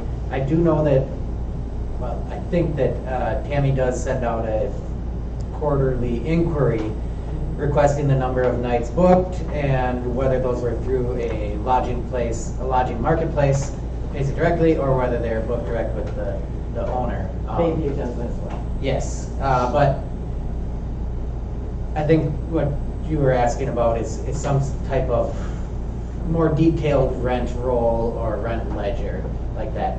There are debates as to whether that type of documentation is allowed to be required. So I'll look into that for a more specific answer. Thanks, Max. Thank you. I want to make it as easy as possible on Tammy and the Room Tax Commission and all those people that are trying to figure out where this money is coming from and where it should go. So. Oh, and I'm sorry, Tom had something. Thank you. Yes. Thanks, Melissa. Appreciate your time. Section 11-7-4, paragraph 3. The only thing it says on here about 45 days is that a renewal application and renewal fee must be filed with the city clerk at least 45 days prior to short-term rental license expiration to ensure that there is not a gap in coverage. It doesn't say that they have to be here 45 days prior. It says that that application has to be Filed. filed. Yeah. Okay. Scott, did you have something? Just on the room tax roll, Max, I suggest you review the current room tax ordinance, which outlines the audit process. Yes, I understand that. I just know that we're having some issues currently, and if we can make it clear in something like this where we can collect more information to make it easier on Tammy and everybody else, I think this would be the good time to do it. Okay, very good. Is there other public comment? Jeff? Jeff Mulberg, I have a second home at 125 West Harborview in Washburn, Wisconsin. I'm also co-owner of the Washburn Inn. A couple things related to the room tax collection. I think what Tammy sends out works really slick. It's a quick form to fill out. You pull it off your receipts. You know, you keep other data on room nights, average rental, but it's a real quick, easy form to fill out, and it can be audited quite easily just by looking at quarterly requests for quarterly gross receipts, because it's all just based on a percentage. It's not based on stays or anything like that. So I think how she does is pretty nice. It's not onerous on us, and I think it gives her what she needs. But you know, you could ask her perspective of it. But from a business owner, I think it works pretty nice. First, I'd like to thank Taylor for coming. It's kind of nice. You come through town, you see the artwork down there, but you know, sometimes it's like it's a long drive on a Monday night and to drive back. But to come up and learn about a business in town and what's created here in Washburn and how far that's distributed, just a super powerful message. So I thought that was worth the trip right there, and I could have had it back. I also thought the start with the community for all verbiage is really important, and I hope that's captured somewhere on the city page that we can also use it for folks in the business community as well. So thanks, Mary, for starting with that. And then I think, you know, you're in a northern Wisconsin town, and a resident comes and talks about this as a business, and the attorney that argued that in front of the Supreme Court is also here with us tonight in a city of a couple thousand, so a lot of cool things to celebrate. And I know Max and John have gone back and forth on some of the pieces of this ordinance, and Max, I think it's important to note that John said he lost that case. I know.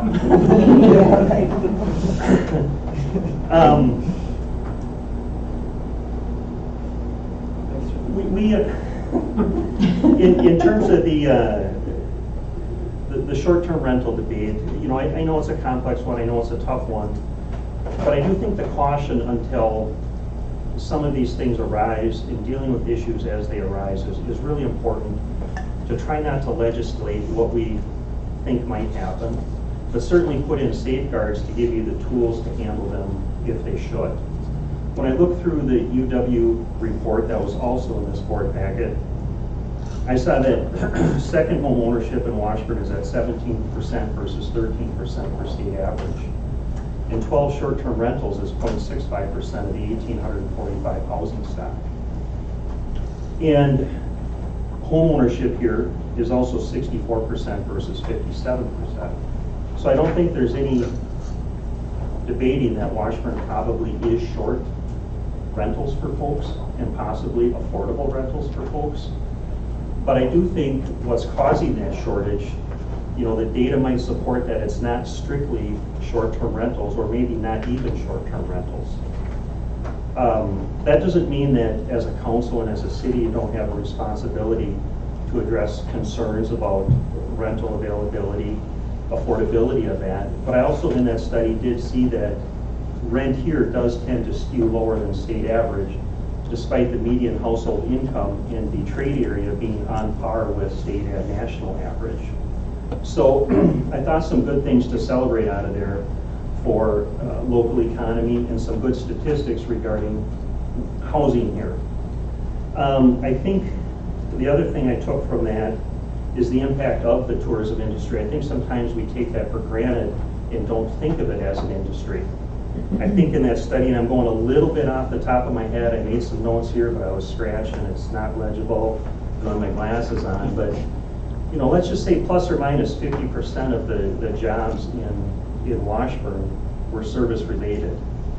And then anywhere from 8 to 11% revolved around retail, manufacturing, public administration, and maybe there was one other one in there.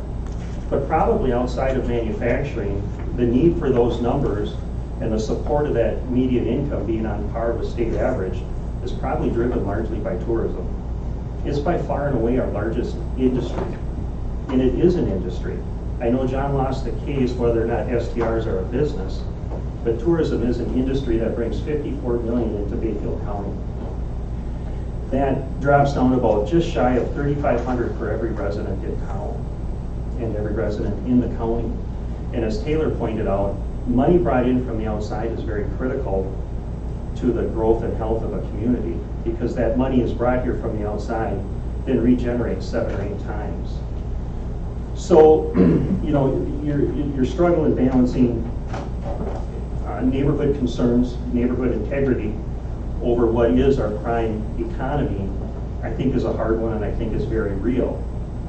But if a manufacturing business came to town, let's say Lund Boats came to town, and they were going to bring 250 employees,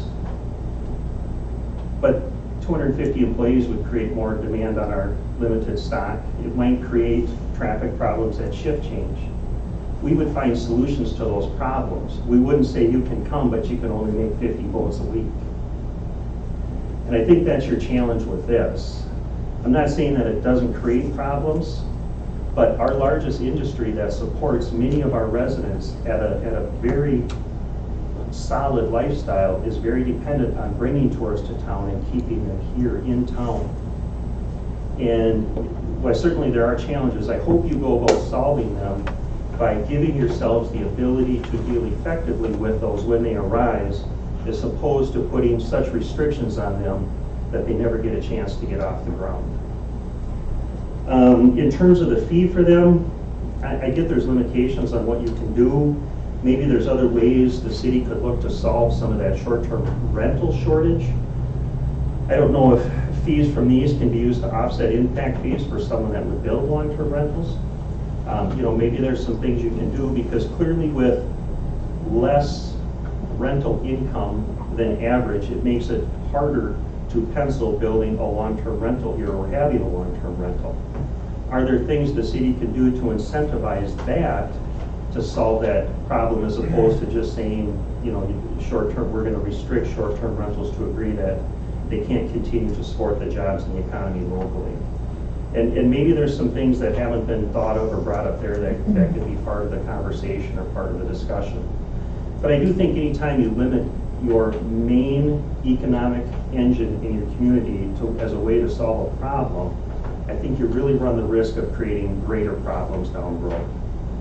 So I just think the process of giving yourself the tools to deal with conflicts as they arise, whether it's traffic, whether it's parking, whether it's any of those types of things, is a much more effective method of giving residents the assurances they need that this isn't going to be an intrusion to the lifestyle everybody here enjoys.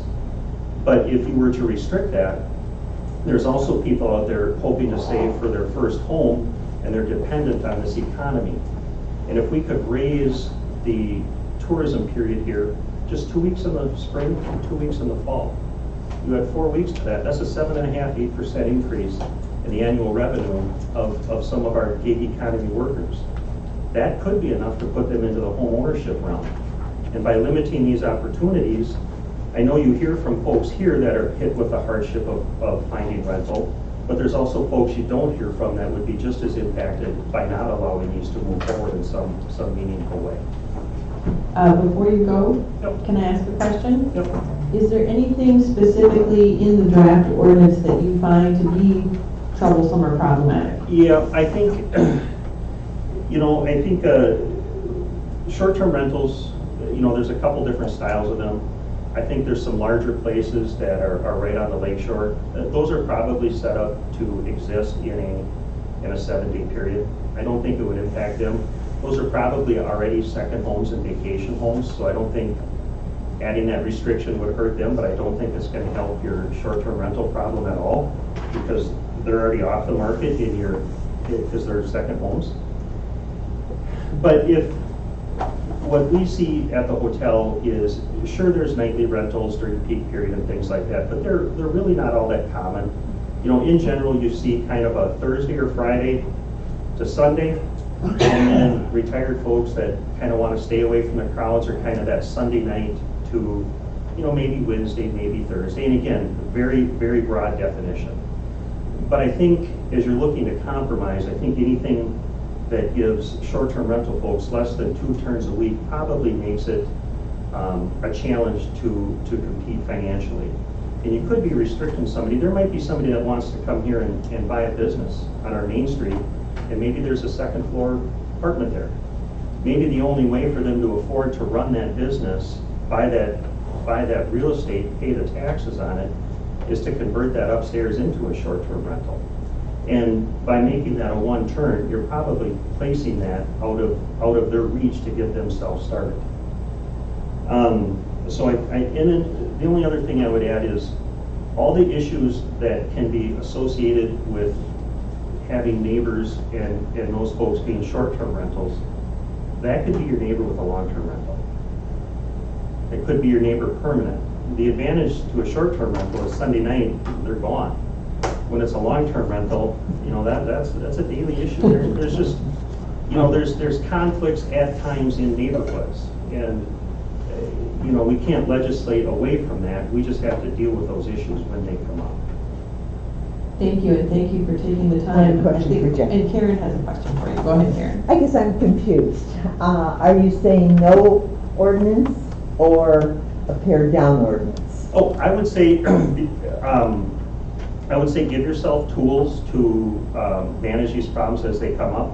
The only thing that I saw that was concerning that would be highly restrictive would be a 6-night, I think I saw a 6-night minimum stay. Okay. I think that would take a lot of Let's put that off the table for a moment. What about the other provisions that are in the ordinance? I didn't read it end to end, but I didn't see anything there that, in the gloss through that concerned me.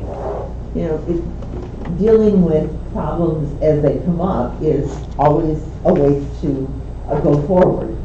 But then you have to kind of repeat yourself time and time again in terms of resolving that conflict. There's no question, Jeff, what you have said and what you pulled from the branding study, yes, it's 48.1% that are in services. And there's no question that tourism is important, I mean critically important to our community. The question I think that we're struggling with is how does a small community get that balance, that respectful of residents and realistic in terms of what makes this community healthy.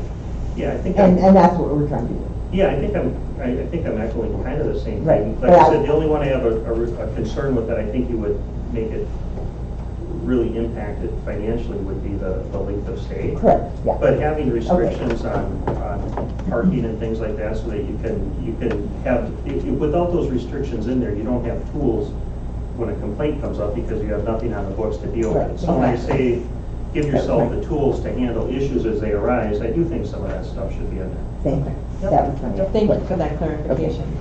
And thank you again for your time coming tonight. Yeah, thank you. Appreciate it. And Kevin? Yeah. Sure, please come forward. I made it just in time. Excellent. Thanks, great points. I wanted to speak to one other part of this. Sorry, if you could do the... Thanks. Kevin Porter, worked for the, I'm a real estate agent, realtor. And your address? Currently over in Ashland, although I do work in this area as a real estate agent. We need an exact address. Thank you. 15 Main Street, thanks. So, we were reached out to, I'm on the board of realtors for the local area, and the board reached out and asked us our opinion as well. And there was one additional point that did concern me quite a bit. If I recall correctly, in the ordinance it stated that a property manager would be necessary. Is that a provision that's in there? Not necessarily. So a property manager is required in certain instances. But go ahead with your concern and then we can... So the concern is that there are not very many agents in this area that do property management at all. A couple of them, maybe. And it's not their main source of business. Most agents in this area are mainly listing and selling homes or helping purchasers buy homes. So to find a dedicated property manager that would be able to handle short-term rentals, you're going to have a hard time finding that. So just looking at the definition, it says property manager is a person who is not the property owner who provides property management services and who's authorized to act as the agent of the property owner for the purpose of responding to problems at the property. Right, and in Wisconsin, that's a licensed position from the state. It requires a state license to handle property management. So not as defined here? Well, there are different ways. If you don't, we can talk about this. If you don't negotiate rents or negotiate directly with the tenants, you aren't required to be licensed for that. If you just are an agent or an employee of the owner, you aren't required to have that realtor license. So you can't negotiate rents. You cannot accept rents on the owner's behalf as well. You can't adjust the terms of the contract. So you want to be careful about how you define that. I mean, I don't know. I kind of don't see the point of requiring property. A lot of people that are doing short-term rentals are mom and pop owners. And it doesn't require a property manager. It's just if the owner is not managing, then they have to have specific registration requirements for whomever is managing. So that someone knows who to go to if there's a problem. So this, the word is if. So this could be, in this definition of property manager, wouldn't have to be licensed. It's just an employee of the owner, say a neighbor or... Correct. And those people should be, I'm sure Kevin could inform people of what they can and cannot do as a property manager. Because there are other statutes that regulate that. Yeah, if you wanted to reach out, I'd be happy to talk to you about, what's required or what they can't. So, yeah, happy to help. Thank you very much. Yep, thanks so much. Sounds like we're creating a job. Yeah, and on the property manager, it does have in there that you have to be within 20 minutes of the city, and if it's an individual, does that mean the individual can't move more than 20 minutes away? So I would just, you just have to tweak that language so that obviously if you go to Hayward, you're not in violation. Oh, temporarily. Exactly. Exactly. Gotcha. Away for the weekend, and I mean, in that case, someone could be designated as a backup. Exactly. Just Call needs in a little tree. A column tree. Well, my main concern with having somebody designated is so that we can be supportive of anyone that needs to support their own property or their own income. It makes it easy for them. So if somebody, it's not going to make or break having enough long-term rentals. We just don't have enough long-term rentals for people. We need more. Sorry, but I feel like when we travel, Airbnb has been so helpful for us to be able to explore different parts of the city, and we like to break it up. And so having a few days here and there, it helps a lot. But it gives us options then too with the more popular places. They're popular and successful because they are kept up. Their appearance, their general maintenance of the whole property is increased. So I feel like that can be a benefit to neighborhoods too, as long as there is somebody responsible for that or a way to hold property owners accountable, or a way to have it reported if it's not being maintained. And this is just for benefit of the whole city. So I guess that's what I'd like to make sure is kept track of without creating a burden on our staff. So I'd like to know how that is going to be handled if it just falls to general neighborly ordinances like disruptive noise or blocking someone's driveway, or are there other things that need to be accounted for to keep track of these things, or Let me just ask this. Is there anyone else from the public who would like to speak? Otherwise, we could make a motion to close the floor. I have one thing. I just have one clarification about the section that I was talking about. The section I was talking about in regards to the property manager is section 11742. It says all applicants for short-term rental license shall be made by the owner of the rental building.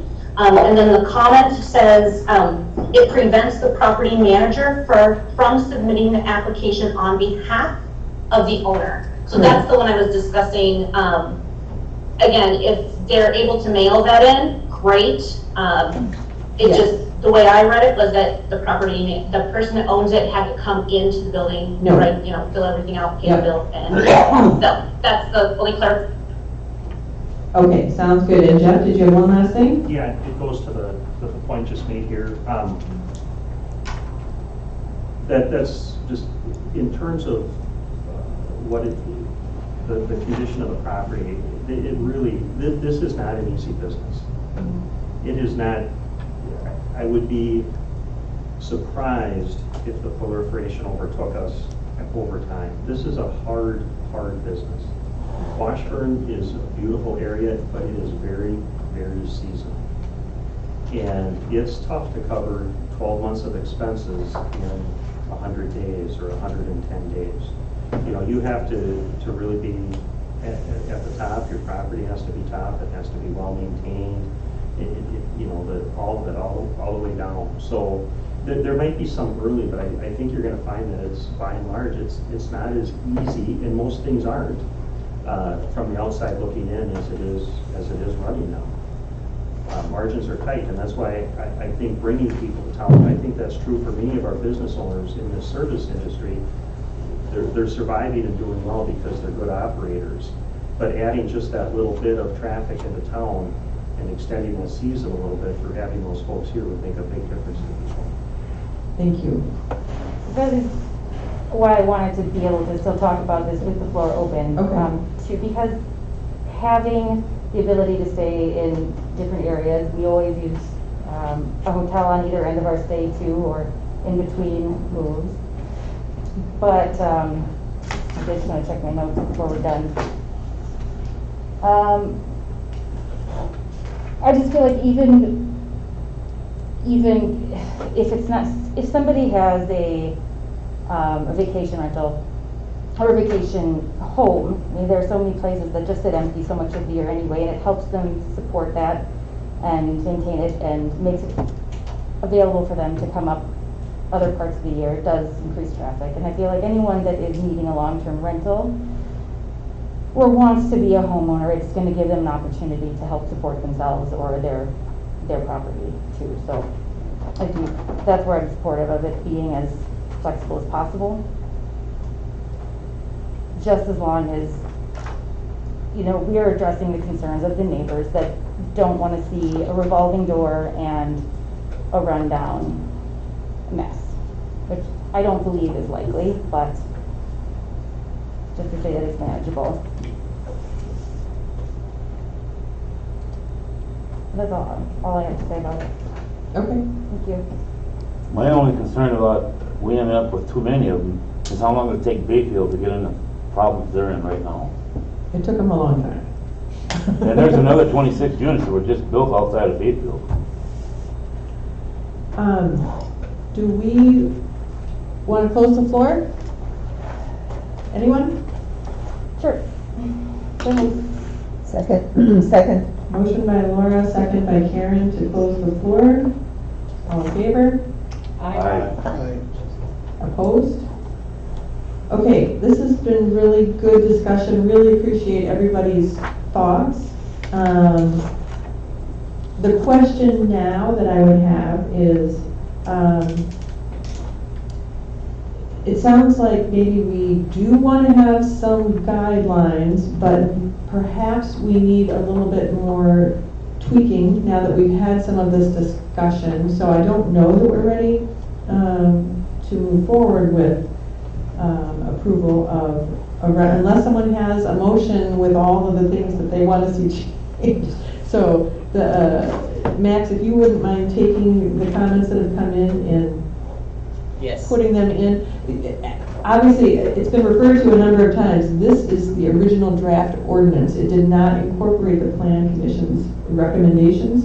So between the Plan Commission's recommendations and the discussion here tonight, you have what you need, do you think, to come up with a revised and updated draft ordinance? Yes, and I will get that revised with what I think the comments are, get it back to Scott, who can circulate it to council members if they have any written changes that they want made, if they can get those back to Scott, so that we can have those in hand before the next meeting. Great, and this is out there for the public now on, the city's website, and so in addition to the comments that we have received here tonight, if we get any further comments, we can share them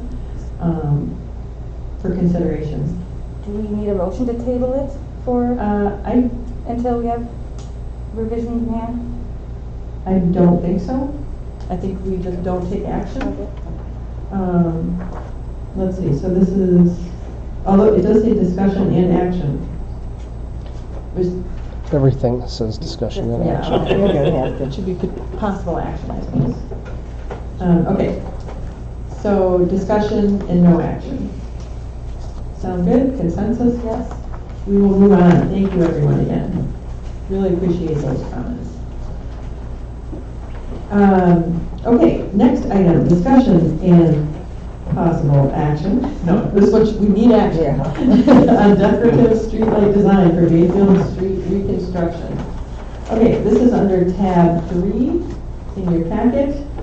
And what I would like to do is talk a little bit about the branding update. So our goal was that we were going to be done by now, but we're not. And so what you have in your packet that Tony copied is the survey results, which are one piece of the process, and the, what's the other thing? The community branding. Not the branding, but the trade area characteristics. And the trade area characteristics were researched by the UW Extension staff. And so that's just another piece of information that is being looked at and discussed by the committee that's working on the branding process. So these are all good pieces of information, and what the end goal is to come up with a brand book that talks about the three main brand pillars of our community. And those have not been really fully defined yet, but we're getting a feel for it by looking at all of this information and having discussions with that group that really does represent a varied representation of our community. And one of the things that's coming to light is the importance of our natural amenities and outdoor recreation. It's kind of one big group of commonalities that are coming to light. Another is our creativity with arts and culture in the area. There's a third one that I don't remember right now because it wasn't as specific. It was more like the welcoming attitude of our community. So those are my impression of the discussion of where those things are going. And the only other thing I would like to maybe mention here about our consideration of if the branding discussion is going to influence anything, it would be part of the reason we're doing the branding is to distinguish our community and what makes us unique. And so that would be the one thing that I would encourage you to think about when you're making your decision on the lighting, is that, do we want to use that as an opportunity to showcase any who we are as Washburn, or do we want to just do the best we can with cost and not have that be a distinctive item, and just, it'll look nice either way. No matter what the choice is, all of it is going to look nice. So the distinction is one thing to consider. Another is the cost. And so I asked Scott, and I think he passed it around to everyone, a copy that was in last month's packet of the detailed cost breakdown of each of the different options. And it may differ a little bit depending on if there's a different combination of things. But I think it's important to look at that cost breakdown. And so that for option one is the marina fixture. And the cost of that is $410,000. Option two, the glassworks fixture. The total, when you add everything up, is $340,000. These are big numbers. And then the historical fixture, because we need more of them, is $480,000. So this is a big decision. It's a lot of money that we're talking about. And that the difference of $70,000 or whatever it is from one to the next, and it does seem like it is a $70,000 break between both of those. It's substantial, but when you look at percentage-wise, is that the make or break deal in $70,000 when you're making an investment of this magnitude? Just another something to think about and weigh in the decision. Another factor that I think we really need to be careful about considering is, are there restrictions on any of these different designs? We heard time and time again in the survey that people want Christmas decorations and they want them to be lighted. Okay, so the lighted part we can handle with whatever choice we make, because it will accommodate the electric, being a part of it. The thing that we need to look at is the height of the pole and the design of the pole. So the candy cane one is a very popular one. However, we need to remember that it has less room for Christmas decorations when you have the banners on there as well. So it gets a little bit complicated, but I think it would be helpful to go through that decision matrix again and maybe refer to the survey results along the way a little bit. Does that sound like an okay way to go through this? Yes. Okay. So the matrix is just on the back side of your memo, and the survey is at the back of this section. And so the first decision is to select a fixture orientation. If you flip to the survey results, pendant style was by far the most preferred. And remember that the survey results are not comprehensive. It's only the people who took the survey, although it was a good number of people who took the survey. So that's, again, one thing that you should consider in the decision. And, yeah, go ahead, Karen. Let me just add, when we discussed this the last time, we had discussed, is there a group that we really need to reach out to? And so I did reach out to business communities. To the business community. I hand carried to 23 businesses the information. Many had not taken the survey. I would like to be able to say there was a unanimous decision about what they wanted, but there wasn't. They were all over the landscape in terms of lights. I think they appreciated the opportunity to look. I gave them my name and number and said, call me if you really want to weigh in. But we did at least give them an opportunity. So thank you I very just much wanted for to let you taking know the that time to do that. they at least had the chance. Anyone have any comments on the pendant style option, or is there, I think we should try to have a consensus on each of these as we go through so that it's easier to make the complete decision at the end. Okay. Okay. If that works. So is everyone fine with the pendant style? Pendant style, yes. Yes. All right. If pendant style, then select one of the two following light fixtures, marina or glassworks. So this one was not quite as decisive in the survey, and I think some of the hesitation seemed to be with the dark sky compliance, and I know that both of them are dark sky compliant. I don't know if there's varying degrees of dark sky compliance, but they're both compliant with the law that we need to follow, and that we want to, because we like seeing the stars in the sky, and that's just something that we want to do anyway. So the survey, being one of the ways that we got input, has the glassworks at 58.5% versus 41.5% for the marina, and only very slightly different when you looked at the Washburn residents versus everybody who took the survey.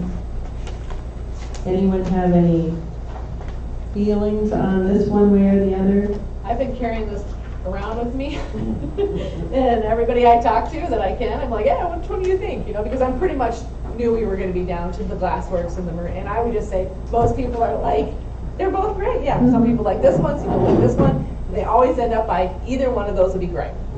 So I feel like it's a very, I'm telling you, I don't have a front runner, and everybody that I talk to goes back and forth between, oh, I like the marine one, oh, I like that one. It seems more classic, old. The glassworks, people think looks a little more vintage for our community, and then of course the marina looks a little bit more marina. So. And I would agree. I think businesses were the same way. Yeah, pretty much 50-50. So. Okay. Let's flip a coin. No. I'm asking now with candy cane not working. Pardon? With candy cane not working. Yeah, but we're not there yet. Yep. We're not too. First, we're just on the fixture. Because those fixtures will be fun with either. Oh, the can, oh, Yeah. right. Yes. Yes, Yeah. yes. So, the other thing that I was suggesting that we consider is distinguishing ourselves. Another thing is cost. Both of those things are, important. Does anyone have any thoughts on either of those two things? The only thing I have with the Marina one is, we talk a lot about the lake. We talk a lot about that. It's our signature. If you look at the whole, survey, I mean, it's astounding of how much it's, I told you that everybody loves to come here, be outside, use our parks and trails. I do think it sets us apart. You look at the survey, the two biggest words in that graph are lake and lake. This is what distinguishes us, from other communities, and I think the lights should fit it. That's my personal opinion. So I'm partial to the marina fixture myself. I've done a lot of looking online and researching what other communities have for their lights. A lot of communities have a light similar to the glassworks. It's very common. Marina definitely would distinguish us for that purpose. Karen? It's on the other side of the ledger. We're embarking on a major project, and while we have some estimates in terms of how much it's going to cost, we also know from experience that major projects, you can't pinpoint exactly what it's going to be, and there's sometimes unexpected costs above and beyond. And while I think both are fine, I guess I just am cautioning it that if we put so much money, and it's a substantial a difference, $70,000 into light poles, for those unexpected things that happen along the way. We spent $70,000 for one thing. Question for Scott. Looking ahead to potential infrastructure dollars coming from the federal government, although that hasn't been assessed yet. That is a if with a capital if. Yeah.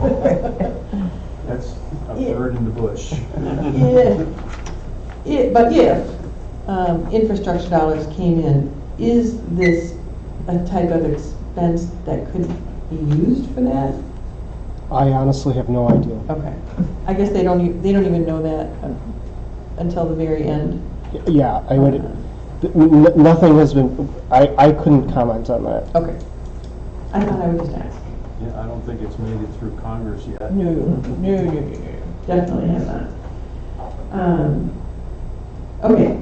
So cost distinction. How is that weighing out? And I don't know how we're gonna. I don't know if we're gonna have a consensus on this one.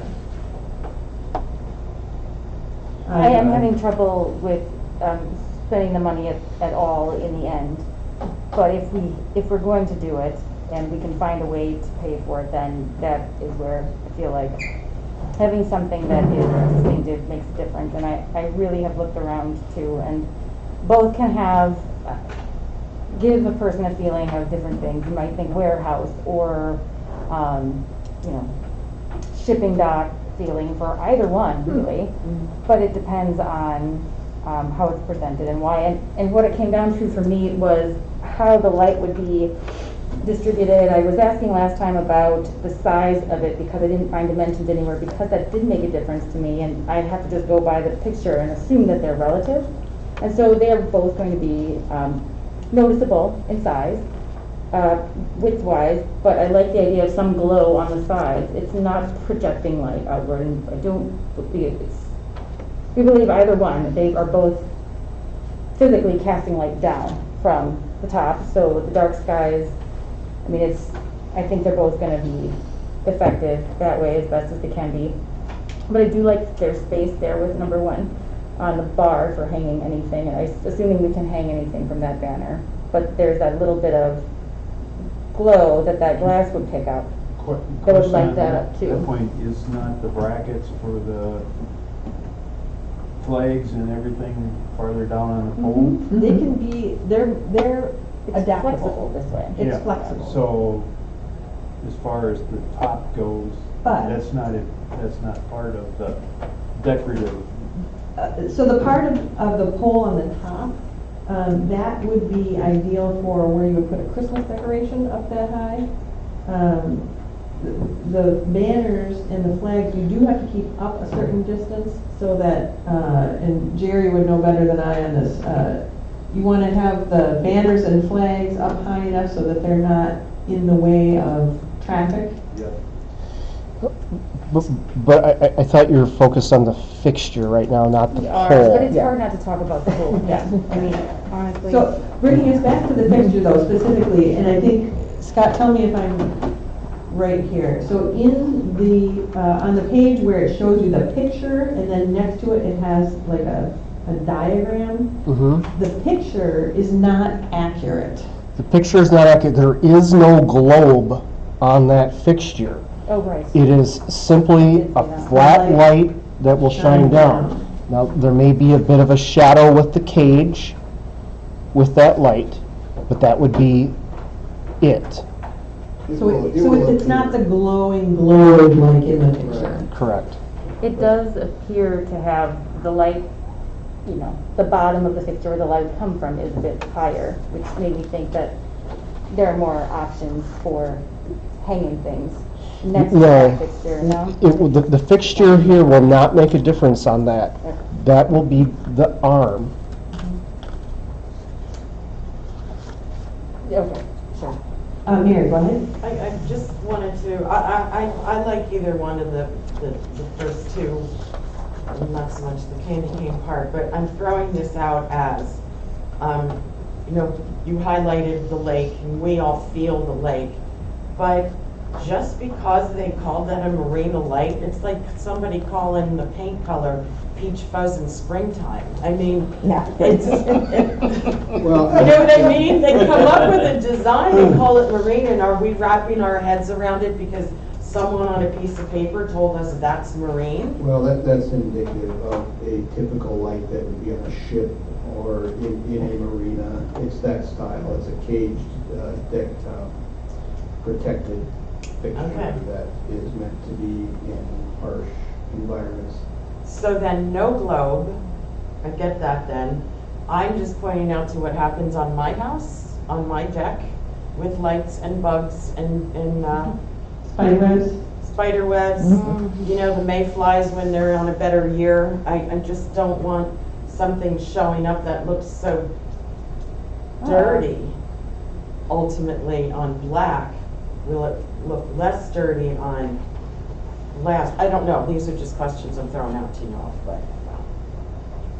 But I wouldn't know marina from Joe Schmo, honestly. And I grew up in the ocean, so that doesn't stand out as marina to me. I don't know that anybody walking up and down Mayfield Street's going to go, that's a marina light. I don't see that. So whether or not they know that that's marina, I guess the question is, does it set us apart distinctively so that it just looks different from other communities would be the question. Beyond that. I think we have them in our marina on the break wall. That's what they look like. The pendant lights that are sticking up out of that. Those are all marina style cage fixture. I'm drawn to the extra detail, really, to your point with about what does the name matter. It may scream marina to some people. It may remind them of warehouse areas, or kind of reminds me of my grandma's freezer. But you know, I like that there's more detail to it. But I had never thought about maintenance on cobwebs, debris, things like that. I thought about bugs because I was forgetting that there's no globe to keep things out of that cage, so. Jerry, any thoughts on maintenance of either one of these lighting fixtures? I believe the glassworks is a little easier to maintain.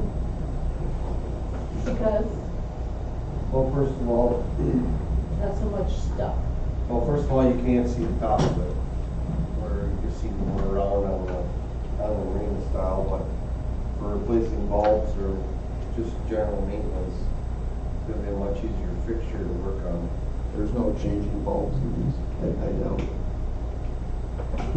Would you have to remove the cage to replace the bulb, you're saying? Yeah, well, even if they're LED, I mean, everything fails sooner or later.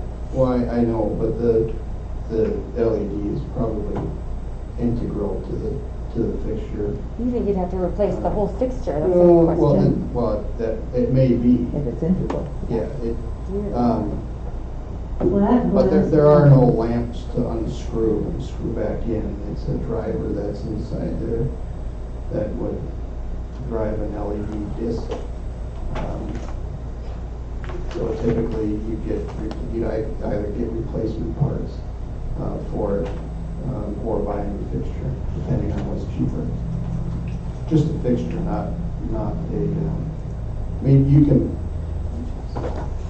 5 years from now, What's my cost sheet? replacement parts may be $500, or a new fixture might be $600. So you have to balance out what the different, what you're willing to spend at the time. Oh, I guess we don't break it down. But I mean, as far as maintenance, getting in the bucket truck and doing, there's no maintenance really to them other than when one goes out, you're gonna have to replace a lamp, which, like Jerry said, eventually they are. Do you think they're all gonna go out at the same time? I mean, well, that was the case with old ballast. I think the fire department could drive by and hose them down. Well, I think they're They can high handle enough. that. I don't think cobwebs are gonna be A something- visual Yeah. standout. I mean, Okay. So, Where are we? I think we need to go around and vote on this one. There's a motion on the floor. I was gonna ask Max about that. There is a motion on the floor from the last meeting. So is this discussion taking place with that motion? Would that be the motion that's gonna get voted on ultimately? So there's a motion, and then it was tabled? Yes, Yeah, you should have to take a vote on that motion. on that motion, Yes. after discussion. Yes. So we're just discussing right now. That motion is still open. Yeah. If it has never been acted on. Yeah, correct. Okay, good, it is. Thank you. I had a note to ask Max and then I skipped over it. So, jumping into the discussion. And it could either be voted on or withdrawn by whoever Okay, moved. But I do so, want to note that it's not, it's more expensive because there's more light bulbs, right? It's not, only for the post style. Right. That's the only one that is more expensive because there are more of them. There are two There are more. a few no, more. there's three more. of them. Three more. There's Oh, three yeah, more. right. But if you go down and you look at the cost, the unit price, Yeah. it's, I guess they're $1,000 more per. So it's like, I don't know, when I look at it, and we keep saying it's more expensive, it is more expensive, but you get more of them, and they're just $1,000 more. So it's like $3,000 more, yeah, anyway. You know what I'm saying? Like, right. yeah. It's not like yeah, anyway. Okay. Oh, I see, because 29 versus 32. Right. And that's just the photometrics of the particular fixture, how that light Right. comes out of the fixture and the lumens that are on the ground by the time it gets there. Okay, so let's not vote at this point because we do have a motion on the floor and a second. Well, And you say what that motion is. and that was for 2B. 2B with the candy cane with no decorative scrolling And the North Yorkshire base. and the North Berkshire base, thank you. So we will swing back to that motion. Which is exactly either- how 2B is displayed, isn't it? on the. Except for it has scroll. Without the scroll. Okay. So let's just go on to the next thing and talk for a minute about the arm options. There's the round horizontal, there's the flat horizontal, and then there's the candy cane. And this is where we have to think about, is the height gonna restrict our options for Christmas decorations? I guess is the biggest consideration here, because that is such a popular comment from the public. And Are you saying that you could see Christmas lights going up further than where the arch starts? So on the posts that have a bracket instead, using the entire height of that post? that is what I have seen Possible? in some of the examples that were shown. Say that one more time, please. That the pole that would extend above the fixture, where the cable would attach at the top, you know, that that base of the triangle. So the top of the pole. I'm asking That would extend above where the candy cane about would. what would reasonably be done with Christmas lights and how high, because I guess I don't, Right I've never there, though, observed that many Christmas if lights. you read the end of it too, it says, more Christmas options on 2A, fewer Christmas options on 2B. All right. I believe you. You just have, you have more space for different style. We haven't picked the style of Christmas lights, and I don't want to do that tonight. Oh, come on. Let's try that also. Did you bring your pajamas? Difference I would actually make, because I didn't think it would go above the light fixture anyway, but if it can go all the way up the pole, I see how it would make a difference. Yeah, they could clamp right onto the back there. So, it's a consideration. So I will, to give you some sort of visual on this, the current lights, I believe, are 32 feet high, okay? We're now saying that these new lights in the diagram are shown to be 21 feet high. So where the light fixture is on each of these poles relative to what we have now is going to be lower. Yeah. So. Like, Okay. And then That's a good point. that extra distance on the pole would still be there above the light, and that's where we're talking about potentially like those, you know, snowflakes that clamp on and then they're lighted, or whatever could go in that area. yeah. I do think that's a good point, Scott, about how it is. Because we wanted to find that area when you drive in, that it's like, this is your downtown. More noticeable. More noticeable, and I think the shorter kind of, it's gonna help. It won't feel like a big highway. Okay. For me, I'll tell you that it's hard for me to talk about the cable and the brace without the pendant. Because I change my view artistically of what brace I like depending on what pendant we choose. And so I think you can't ask me black and white about like, you know, do you like this one or this one, because it changes with the pendant. And I think we will have to go through this and make a It's more decision complicated, but it's true. if, depending on how the vote goes on the motion that's on the floor.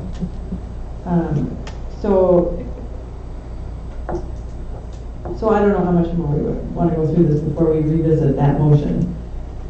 The decorative base, the motion is for the North Yorkshire, and let's see what the survey said.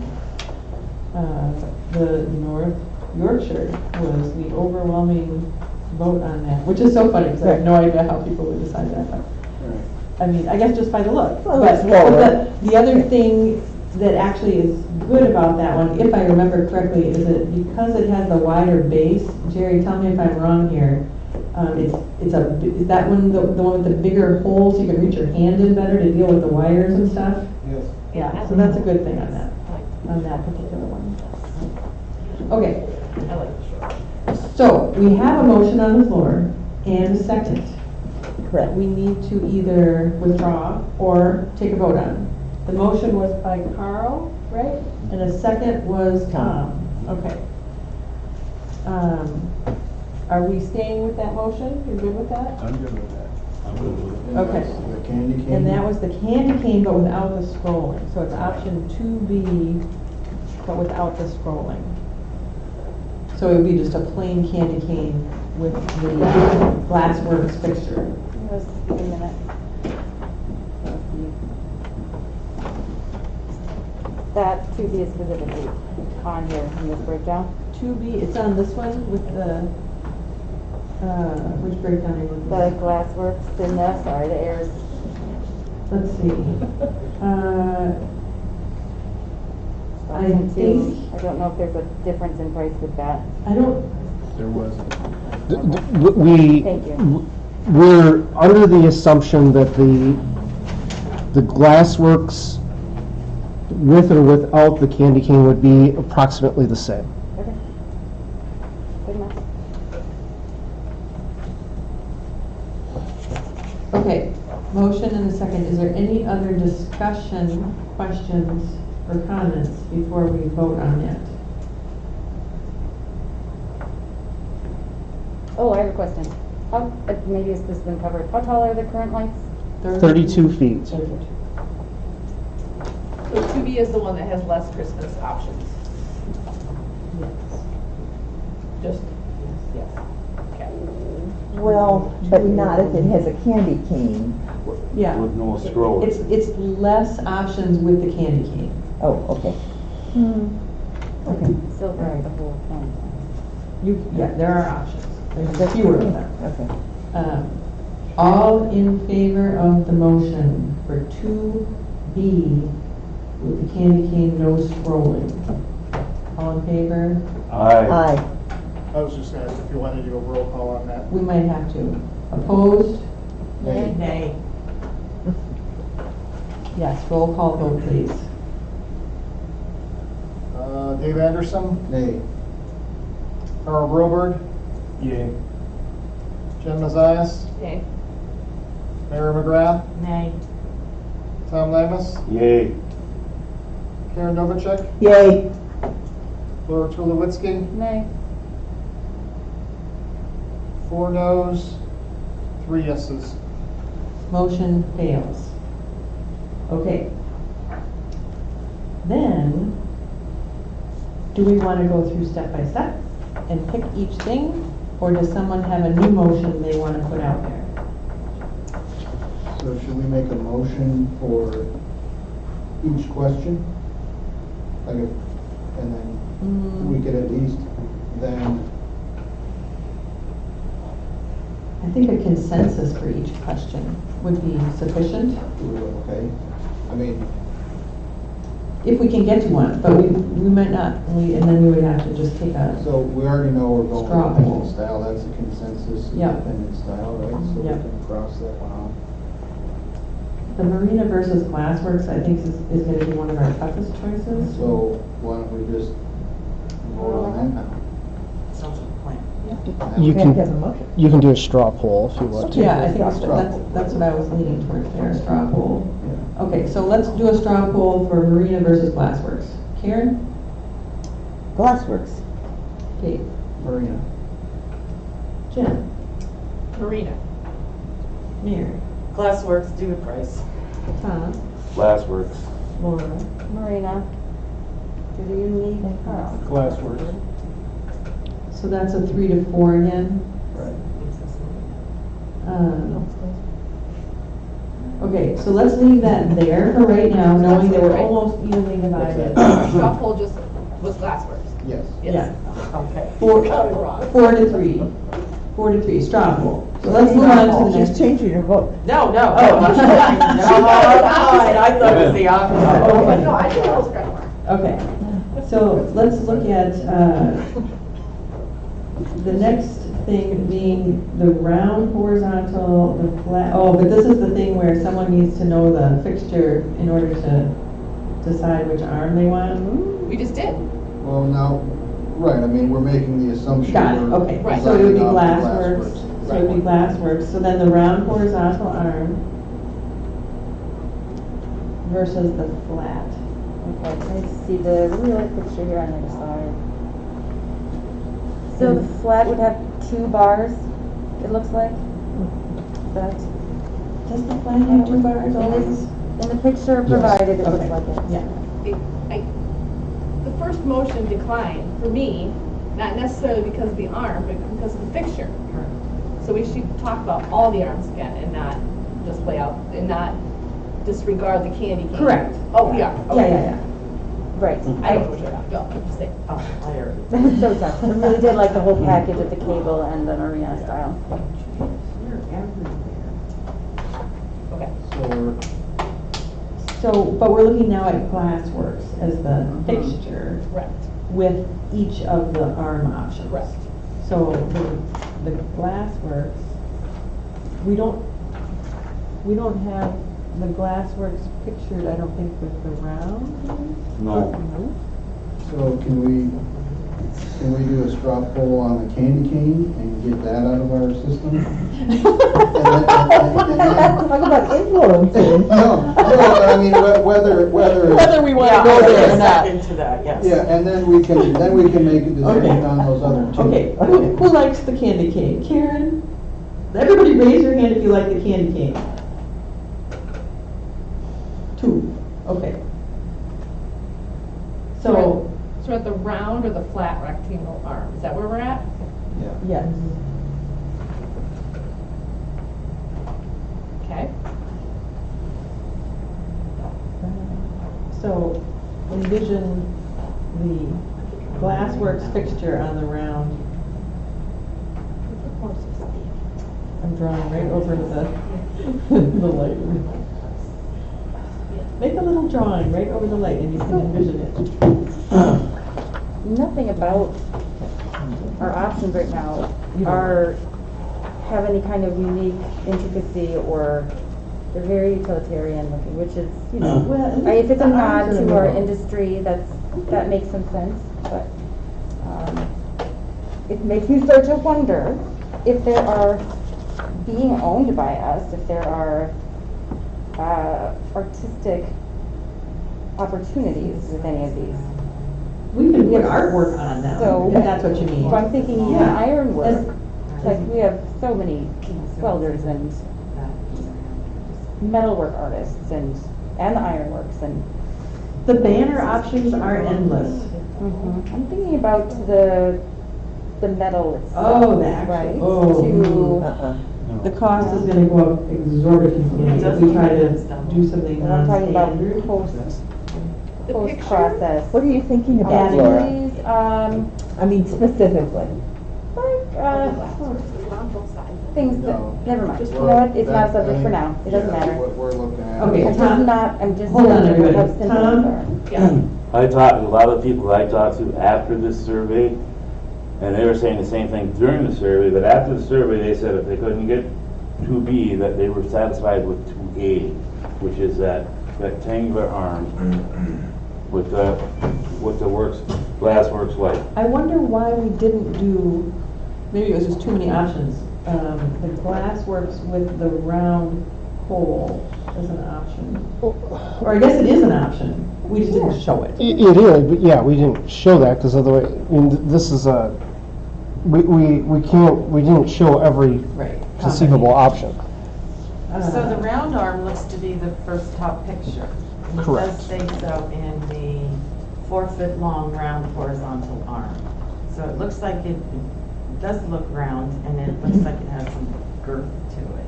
Right, you're talking about the one that the marina was Yes. attached to. Yeah. Yes. In the survey, the round horizontal arm was 35.6% compared to the 16.9%. Flat? But round was 35.6%, flat was 16.9%. I personally like the round. Round. All right, Yeah, everyone's leaning round so far that I've heard? Yeah, okay, circle it. Round, okay, there we go, round. I'm going round. Okay. Then, Karen? the bracing, cable versus rigid. It's just the option. Cable versus rigid. Suggest the rigid because cables are maintenance. You got, picture shows turnbuckles and at both ends, or there's gonna be at least 4 swedges that are subject to wear and What's tear. a swedge? It's a device where the cable goes into. Yes. And you're gonna have freezing and thawing and the It could be built more for a more temperate climate. yeah. Jerry, do you have anything to weigh in on the cable versus the rigid brace? I love the look of the cable, but I don't want to take care of it. Okay. I vote rigid. So round arm with a rigid brace, is there a consensus on the rigid? I'm in. I'm in. Okay. Would've gone cable if you would've gone marina. Uh-huh. Just saying. I'm not gonna put that. I would, because I don't get to vote. Details in all departments, I just, oh. Okay, and then the base, I think, seems to be overwhelmingly that North Yorkshire, unless anyone has strong feelings otherwise. Nope. Okay, so then I would entertain a motion. Do we have a light pole? I feel like Do we have a light pole? Anyone, motion?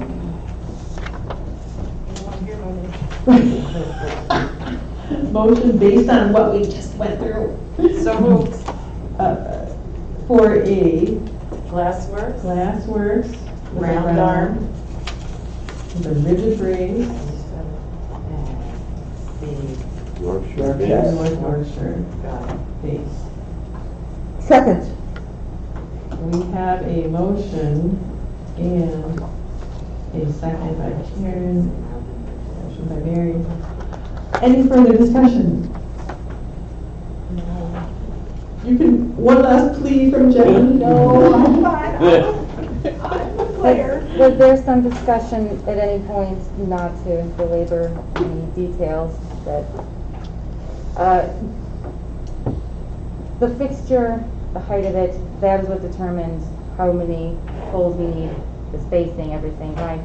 But details of how it's bracketed, that's really something that is final and it's not, I mean, it's not being ordered. Well, So this is what I want to know. It's being planned for. Okay. Yeah, never mind. There are ways, I think, that we can incorporate some artistic elements This is what I'm looking for. after. Any suggestions? Decorative that items. If there's any concern But over not- how it looks when we finally see it in a real picture. You don't So like we it? realize what we actually voted on, there is an opportunity to say, what about adding this, or just changing the support? I think the most important decision is the fixture, correct? For the planning that needs to happen at the DOT Yes. level. Yes. So, if we can vote, we can change, theoretically, if we look at what that looks like and we hate it, we can change elements of it. You could change the, yes. How could you Uh, change an element? You could change the brace or the arm because the light fixture Okay, determines okay. how many poles you need in the placement of them. Yeah, I guarantee it's gonna cost more than what's on if we change. Well, if we change it. Yeah. It depends on when you I change think it. this is a because- Yeah, I'm asking if Let's it, go. how it would actually affect the engineering of the road design. Well, You have more poles with one of the choices. Right, so we know that, and that's why we're deciding on the fixture, and just the detail of. But they're also gonna be submitting this for review for. If we hate it, there's room to adjust certain parts of it. right. That makes sense. If we know the pole and the light fixture, as long as that light fixture is going to be at a static level, they can design most of that. So I can ask that a final rendering be provided.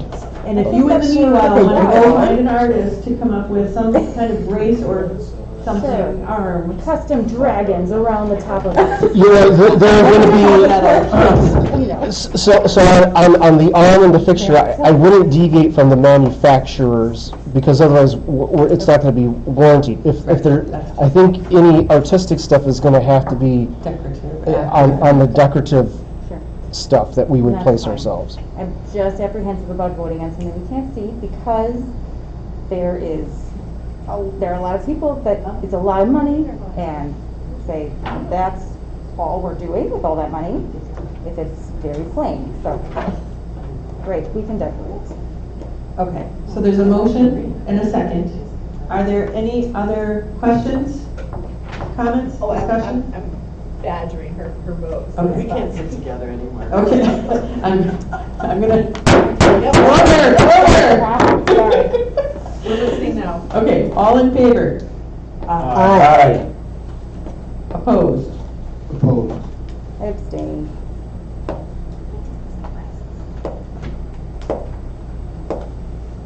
Motion carries. That's all right. All right. And. Oh, yeah, I guess that's. That was 5-2, was it? Correct. 5-1 and 5 to 1 and 1, one yes. abstain. And we can ask for a drawing of the actual, I will ask for a rendering of our final I decision. just tried to do a search for any images and it's just not easy to find. no, that's why they're gonna have to do a specific drawing for that particular combination. I Okay. hate for it to cost anything more, if that's what we're actually asking. Will it be added to their hours? I will address it. Just send us a link. Tell them I'll buy them a martini, a new martini bar. All right. All right, moving on. Thank you, everyone, for bearing with us. Discussion and action on Harbor Commission recommendation to restrict sale possibilities for Lot 48 on city's property for sale list. This is tab 4 of your packet. So we have a memo and we have minutes from the Harbor Commission meeting from back in October, but I would like it, if you don't mind, Carl, telling us a little bit more about the thinking on this. We've got a number of issues. Our disappointment that the Pearl Beach project didn't go through. We anticipated that to help generate revenue to pay for the repairs of the coal dock. Just a reminder that project cost $2.4 million, and we need some sort of source of revenue to help pay for the bonds or the mortgage that we took to pay for that. Was our mortgage for that whole amount, or was that? No, Okay. it was for a portion of it. So we got a grant for part of it from the DOT, which now restricts it to commercial use. And so we're looking for sources of revenue to help pay for the expense of that. Heretofore, all of the repairs to that coal dock came out of the marina recreational operation. And so we need more revenue to help pay for the coal dock because we don't have revenue coming in to pay for that. So that's the first issue. The second issue, in order of preference, our preference would be to have somebody develop it to support marina operations. Okay, to do that, for instance, if it became another storage building, there'd still be revenue for moving boats in and out, more repairs and activity that goes on there. The second part of it, if it was a private developer, it goes on the tax rolls, which means that the tax base for the city gets to be a little bit more, and therefore it contributes to the breaking the 2% cap that we're now under. You're talking about future development on that property? On that property, yeah. That would be private? If it was developed privately. Okay. And that would be our first preference. Supports marina operations, helps pay for the coal dock, brings more boats in. On a Saturday morning, I go down there every Saturday morning and count. We've had between 28 and 78 boat trailers come in and launch from that marina so far this year. So, and when you say 78, they're parked everywhere. So that helps bring in revenue for the marina. But again, an additional storage building, there's been requests for additional storage buildings all along. If we can't find a private developer, then I think the Harbor Commission would like to pursue it and look at building it. It's not as attractive for the city because it doesn't get onto the tax rolls, but at least it supports marina operations and again contributes revenue. So those are the issues that the Harbor Commission addressed.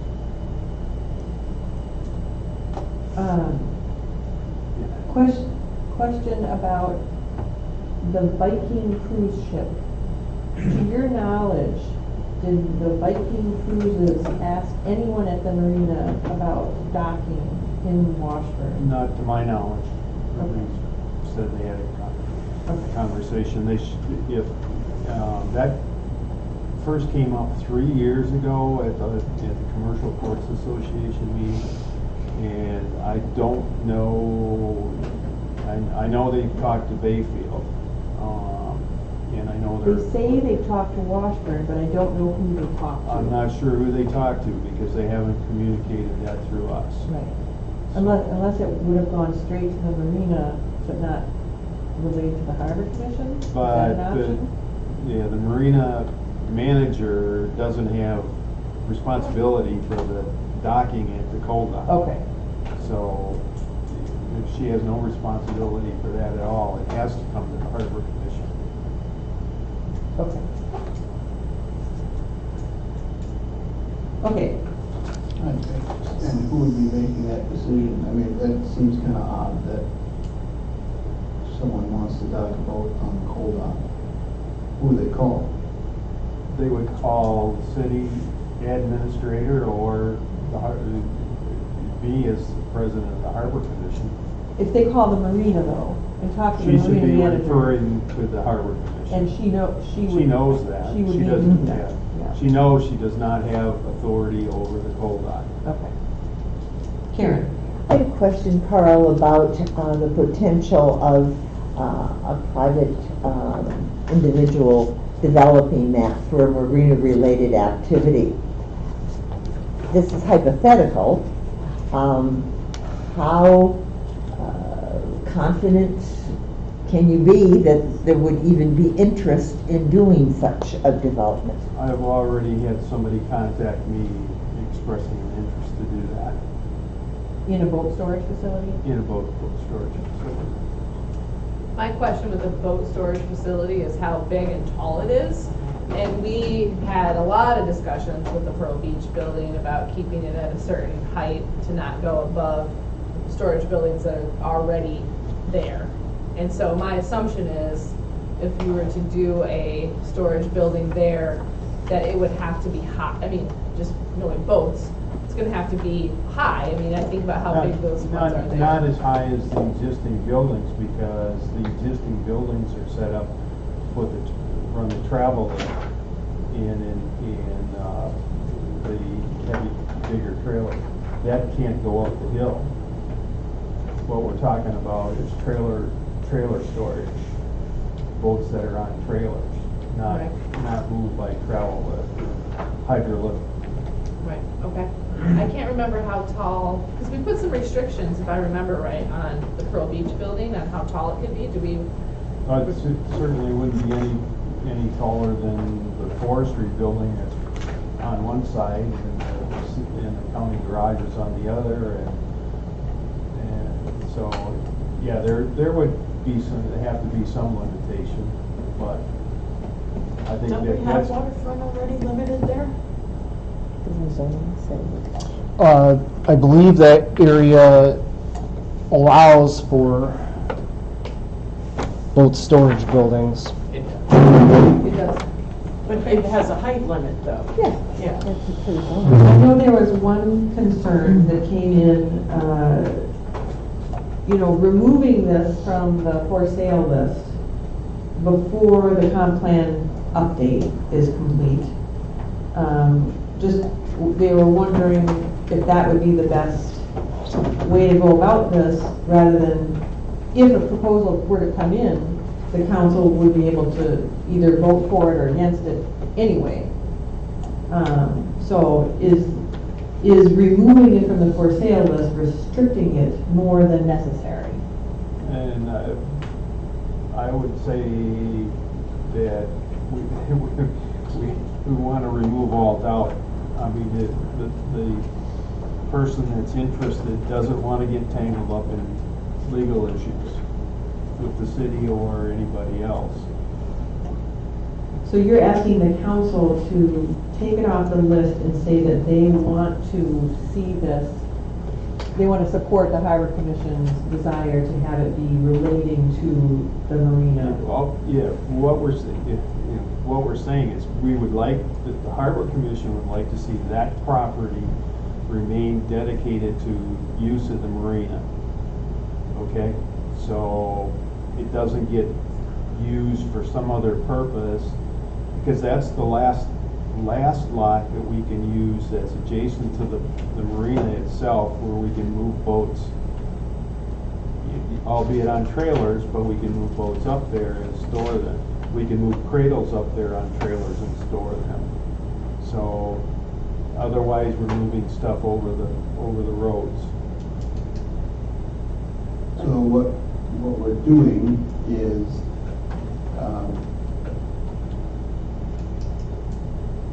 we are, say this nicely. I guess what we're doing is creating an atmosphere so a business feels comfortable operating. And I'm not sure, we haven't done a very good job of that for other folks. And if we're going to remove something and play, stack the deck, I guess, for one person because we've had an offer. Not an offer. Or someone's interested, and we're going to create an atmosphere in which they understand that this is the way it's going to be, and we haven't done that for others. I have a little bit of a hard. Yeah, again, I'll go back. The purpose of the Harbor Commission's interest is to create a revenue stream to support paying for what we've already done down there. Right. So unless you find some other way to fund it, that's fine. If you tell me if you want to use the Recovery Act money to pay off the cost of the coal dock, that's fine with me. But I think there are better things to do. And again, if we can get a private party in there to do it, it puts it on the tax rolls, and that increases the property value of the city, which allows the city to raise money for other operations besides the marina. So, but if it's So it's under a double-edged private, sword. if it's Hold on, under hold on. private control, then they wouldn't be supporting the payment of the coal dock. But the revenue that the additional business that generates, it will generate income for the marina. How? How? Because they pay us for moving boats in and out. They pay for maintenance of some of the boats. They pay for repairs of some of the boats. It supports the marina operations. But it would not go on the water utility necessarily and add revenue that way, because it's just storage, right? It's storage, yeah. Okay. Jen? But that's what we were gonna do with Pearl Beach, so you're just trying to solidify that, but we still have that option through council to do the same thing. It's not like, because that's exactly what we talked about when we were going between Pearl Beach, and the other one was supporting the marina and having, that's a marina area. So, I mean, we still could do that through council. You're just asking for it to be removed from council and to be done through the Harbor Commission. Because I just don't see the difference, I guess, for me, because you're basically taking it out of this body's approval and input and putting it to the Harbor Commission's. Is that, I mean, to me, it's... The request that we got, the letter that we got stated that our fiduciary responsibility is only to get the best price for the lot. That's not the only issue that we have here. The issue that we have is additional revenue coming in to the marina operations. And if it gets sold for some other purpose, other than to support the marina, then we don't have a source of revenue. Max, did you have something to? Yeah, they're just discussions on what is usable there. Currently in the zoning code, indoor boat storage is not a permitted use in the mixed-use waterfront. The boatyard, which is outdoor boat storage, is a conditional use there. And I think there were just, if I remember this correctly, going back, there were discussions about not wanting more big storage facilities up higher on the hill. So currently, as the land use code goes, the indoor boat storage would not be permitted on that lot. And the maximum height of a building is 45 feet in that zone, to answer questions. But the two storage buildings that were built down there had to be rezoned because they were in fact built for storage. Yep. And the zoning had never been changed for it. So what would need to be done by the city council is to apply that same thing. And since it's immediately adjacent to the marina property itself, it's not spot zoning. Yeah, they could be rezoned. There's nothing against that, yes. It could be. Karen. I had a question, Carl. Harbor Commission is making a recommendation that that property be removed from the sale list, but not that the Harbor Commission would make the final decision and negotiate the agreement. No. No, that is not the motion. The ordinance is quite clear as to who makes the final decision. I was just asking for clarification. Yeah. Yeah. So he's not saying that the Harbor Commission is taking over for the city council.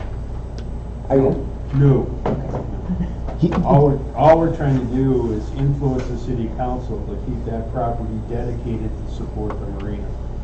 And the question is the council ready and willing to make that decision prior to the update of the comprehensive plan?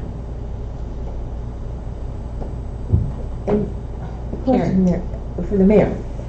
You would see the comprehensive plan as potentially answering a question or providing us with information that would say, oh, that parcel really should be used for something else? Well, I mean, we're reviewing land use, and we're reviewing, I mean, jump in, Dave. Well, I said it in the last meeting, so. Oh, right. I mean, we're looking at some specific examples as we're discussing that. I think that So that is a... It's one lot of many lots in that area. It's one lot of some lots, I don't know if many. 3 or 4 more. Others? You mean vacant? Yeah. Well, there's Yeah. 9 acres But the... Okay, so it's two one lots. piece of that 9 acres. Okay, thank you. On the lake side. Yeah. So... Okay, sorry, I think now I understand. Because I guess I was just thinking that it was gonna be removed, but the reality is you just want to secure the fact that anybody can come in if it's listed and put whatever fits within the zoning code in there. I think I read that. Could I ask you to put it in a motion? Sure. And then we can see if we have a second. I think that would help clarify what is being asked. Yeah, I'm not comfortable yet because I don't feel secure in what we're committing to. Yeah, so if you. No, if you I've seen a written We've, okay, commitment from the this city has person. already, in the past, said lot 48 should go for use Right. to support the marina operations and the CODA. When given the choice between the two options? Or in general? In that statement general, was made. that's what Pearl Beach was supposed to do. All we're saying was we'd like that to continue so that it can be used as, to support marina operations, because it's the last piece of property that we have that's adjacent to the marina that we can move equipment and boats in and out of. Right, I get all that. It's Yeah. So what would your motion be? My motion is that lot 48 be designated, for the use of lot 48 be, to support marina operations and developed as such.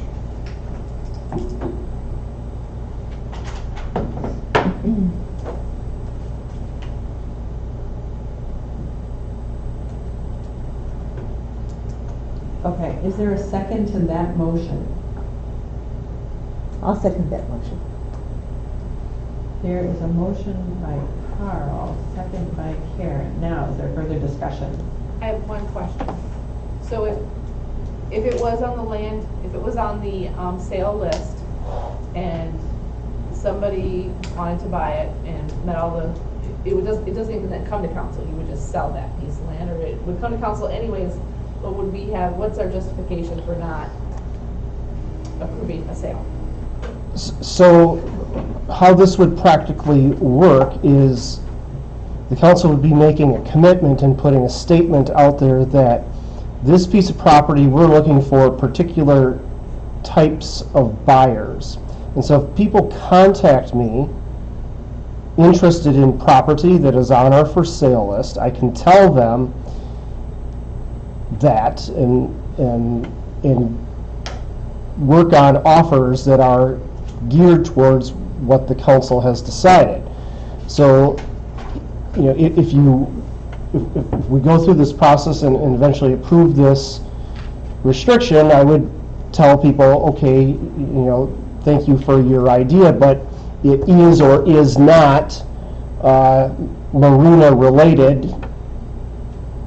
which is what the council is looking for. If you do nothing, the property is open for any proposal that may come in, and then you would have to decide as to whether or not you would want to have that particular use at that location. So what happens when two proposals come in relatively close to each other? I mean, we don't just, if one comes in, then we just cut it off and no one else can turn in a proposal, do we? We have historically just taken proposals as they come in. If the council believes that they are acceptable proposals, they either one, accept it, two, negotiate and go back and forth on it, or reject it. And so if two proposals are on the same council agenda, They can consider both proposals up to a point and decide which one they prefer better. Tom? We just went through that when Pearl Beach went to buy that property, because Pearl Beach was one of the proposals, and the other one was the Hotel Association, Pearl Beach won. Right, so that process seemed to work fine. Even though there was a higher bid, I think, for the other. That's what I heard too, but I'm not sure on that one. There was. And that's fine, I mean, you know, you make decisions based on what you feel is good, and, you know, what you feel is best. So I just have an issue with, because someone's approached the Harbor Commission with a proposal already, and now it just seems a little unfair, like it's not, you know, we're kind of creating an Let me atmosphere in which clarify. they can. The Harbor Commission made this recommendation long before, we made this in October, long before the contact was made. So it's not like we're stacking the deck here. I just want, I mean, it I want- just seems like it. That's like- make good, this that's clear. good to clarify. Yeah. Thank you. It just seems like we're doing somebody a favor. by- So he's saying the decision was made before they knew about that, so that helps that part of the concern, I think. The decision was made by who? The Harbor Commission made this recommendation back in October before they knew that this business wanted to put in an offer. Yeah, that When was the on- land became available, because the land wasn't available yet. Now that the land, you know, has been given back to the city and now put on the for sale list, and now this is all coming out. So the council needs to decide whether you want to stick with the current method of just looking at proposals as they come in and weighing them at that point, or whether you want to do what the motion is saying and designating it to be specifically for the support of marina operations. In the minutes from your commission meeting, you guys looked, it says you looked at the plans the Pearl Beach had for the building, that was already approved. I would like to hear more about what the content was in that meeting, what the expectations would be, and what kind of numbers, if you have Michelle looking at numbers for profit that would benefit the city, what that would look like, and so that we can feel comfortable that reserving it just for marina use and excluding any other opportunities there would be I'm not sure I advised. understand. Well, in your notes you mentioned Mr. Ryder, information on current boat storage rates, using a sprinkler system. Well, maybe it wasn't asked for specifically, but I am wondering about what kind of a benefit to the city financially and dedicating it to the marina, what the numbers would look like, because I mean, Well, until we have a development plan, we're not gonna have that. But this one business won't get involved unless it's for sure reserved and they're not gonna have to compete with No, another business? they're not saying that, they want everything to be clean so that they don't have any issues that they have to litigate over, going forward with the plan. I mean, up until now, the property has been tied up. And so now that the property has come back to the city, they're saying, okay, we're interested. But that was 2 weeks ago, not in October when the Pearl Beach plan fell apart. Again, I go back to, it's the last piece of property adjacent to the marina operation that we have to develop.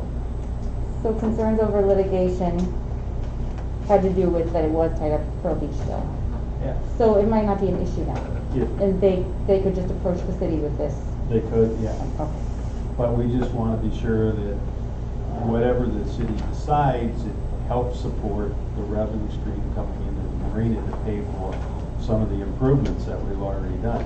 I've got another project, I've got an engineer working on another project down there to expand the boat ramp parking. I'm guessing. Which would be a revenue stream. Which is another revenue stream coming in, but takes money up front to do it. Sure. So we're working on that. This year we designated $300,000 in capital improvements down there. We've already spent, I know, just a little over $100,000. I think $100,000. We get another $13,600 in the works. We've got down there right now, we have to replace the sewer line. That's going to be expensive. We've got to run a 542-foot sewer line under from the lift station, the city lift station, all the way down to the boat ramp lift station, and replace that. And we've also got to install some flushing systems in order to keep that sewer line open. If that doesn't work, we're hoping it does, then the next option would be a $62,000 investment in a whole new system down there. So we've got ongoing expenses that we're trying to oversee. Well, and that's where having some kind of report with numbers that show how this would be the most beneficial thing, other than just, oh, we need more storage, and of course we'd like to dedicate it to the marina, but why we would need to definitely set it aside before the plan is. I can spend money faster than you can bring it in, I guarantee you, but. And I would love to just. And we could on have Parks and Rec too, and we could on all sorts of things, yeah. But this is just, so it feels like blind faith without seeing anything. Well, If I can respond Yes, please. to that question, to do a projection at this point with what you're asking without specifics, without size and number of boats that could be stored and how that would generate the marina and formulate basically, how the marina does is we get roughly 50% of the profit from the marina. So we have a lot of variables in order to come up with anything near being accurate. Right, and is there a way I need to word this to be clear that I'm looking for something that is like this explanation, but in writing and how this works and all the money that's being spent and a range of ideal estimates. It didn't seem like an unreasonable request. Like how much capital expenditures have been made over the past however many years? Is that what you're looking at, that kind of? Something that says that going forward with. That this would be the most beneficial option. Yes, exactly, without waiting for the plan or doing things the way. Or looking at other right or proposals. fair to any other opportunity. Okay. Does anyone else have any questions on the motion or comments? I think we talked at length about the comprehensive plan with specifically that land south of the county garage salt sheds and stuff that wasn't really developed. And I'm just wondering if there's any way to explore putting a building over there. How do you, I'm wondering about those properties too, and reacquiring, or, I don't know the history of how it was decided what goes where in that area, so. And that's county land. Well, yes, it is. It is now. But I mean, rather than lock up a chunk that's uphill from the marina, but I mean, that land down there isn't being used for anything, and maybe the county would get rid of it. Sell it to a private developer, and then the marina gets to them. In my recollection, at the time we were engaged with Pearl Beach, the answer was no, the county wasn't interested in getting rid of that property. That's true. We can try and readdress that issue, but they've always said no, they have no interest in giving up any of their property there. It's interesting. Or a trade. That's craziness. Okay. Insane. Okay. So, and I just want to know, is there any, I heard a rumor, I guess, that property would be used to store all of the wooden cradles in the summer? Is there any truth to that? Is that just an example? That'd be a of rumor I possibility? haven't heard. I have no idea. Where did I read? 'Cause that sounds familiar. Is that in one of the emails? I mean, Who's saying that? I mean, where's the rumor coming from? Oh, here. On the second page in this text, at the very bottom. It is part of the minutes from your commission meeting on October 21st. Paragraph? The very last sentence of the page. Swinsky stated that he would like to see the property used for potential storage building, as there is no more room to store items, including cradles, in the summer, or potentially used as a dock.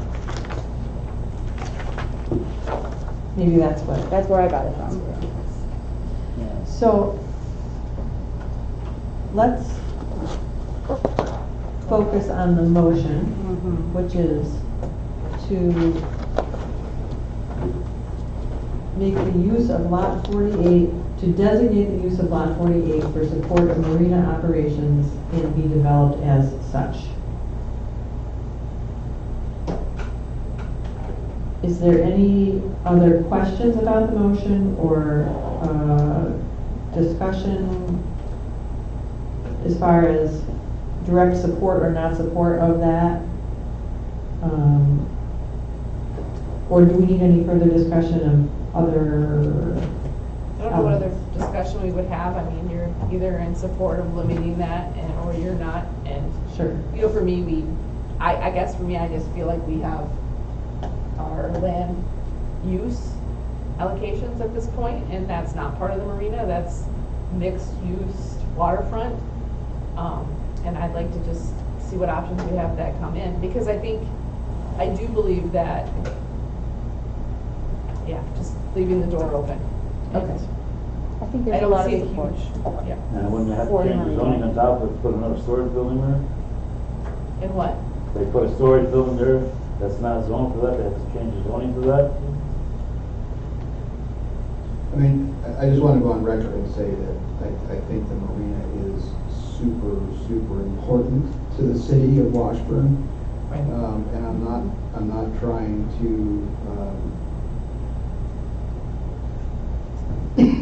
sorry, I'm not trying to not support the marina. I'm the only thing I'm critical about is, you know, I have a really big issue when government gets involved in private business things, and you know, the county drives me nuts with some of the things they do, and I don't want to see the city of Washburn doing that either. I think I know that this is probably important to the operation there. I'm just wondering if we have really explored and closed every door, you know, to other options such as some of that county land, and maybe they just haven't heard the right story yet. If there's a way we can convince them. So that's, I guess, where I stand. Okay, Karen? I have a question for clarification. When was the last time we had a discussion with county about that property? Or properties, exchange properties, or buying some of their property? You mean in that area or Yeah, in that area. 2 years ago. Pardon? 2 years ago. Okay, thank you. And that was to sell it to a private developer? Or No, was it's that to- just county in exchange of land. You're using some of that land you're talking about. Right, but I think specifically we were talking about putting Pearl Beach there. Yeah. So was that the county selling the land to Pearl Beach, or was that the county selling the city of Washburn the land? Do you recall, It Carl, what was was, the context? it was of a the general difference? discussion, and the answer was no. Is how it kind of went. No, we're not going to consider giving up this property for anything. So we didn't get into the specifics of what they may or may not want to do. That's my recollection. We can broach that subject again, Yeah. but we didn't get into That those was just specifics. clarification. Yeah. I didn't want to debate it.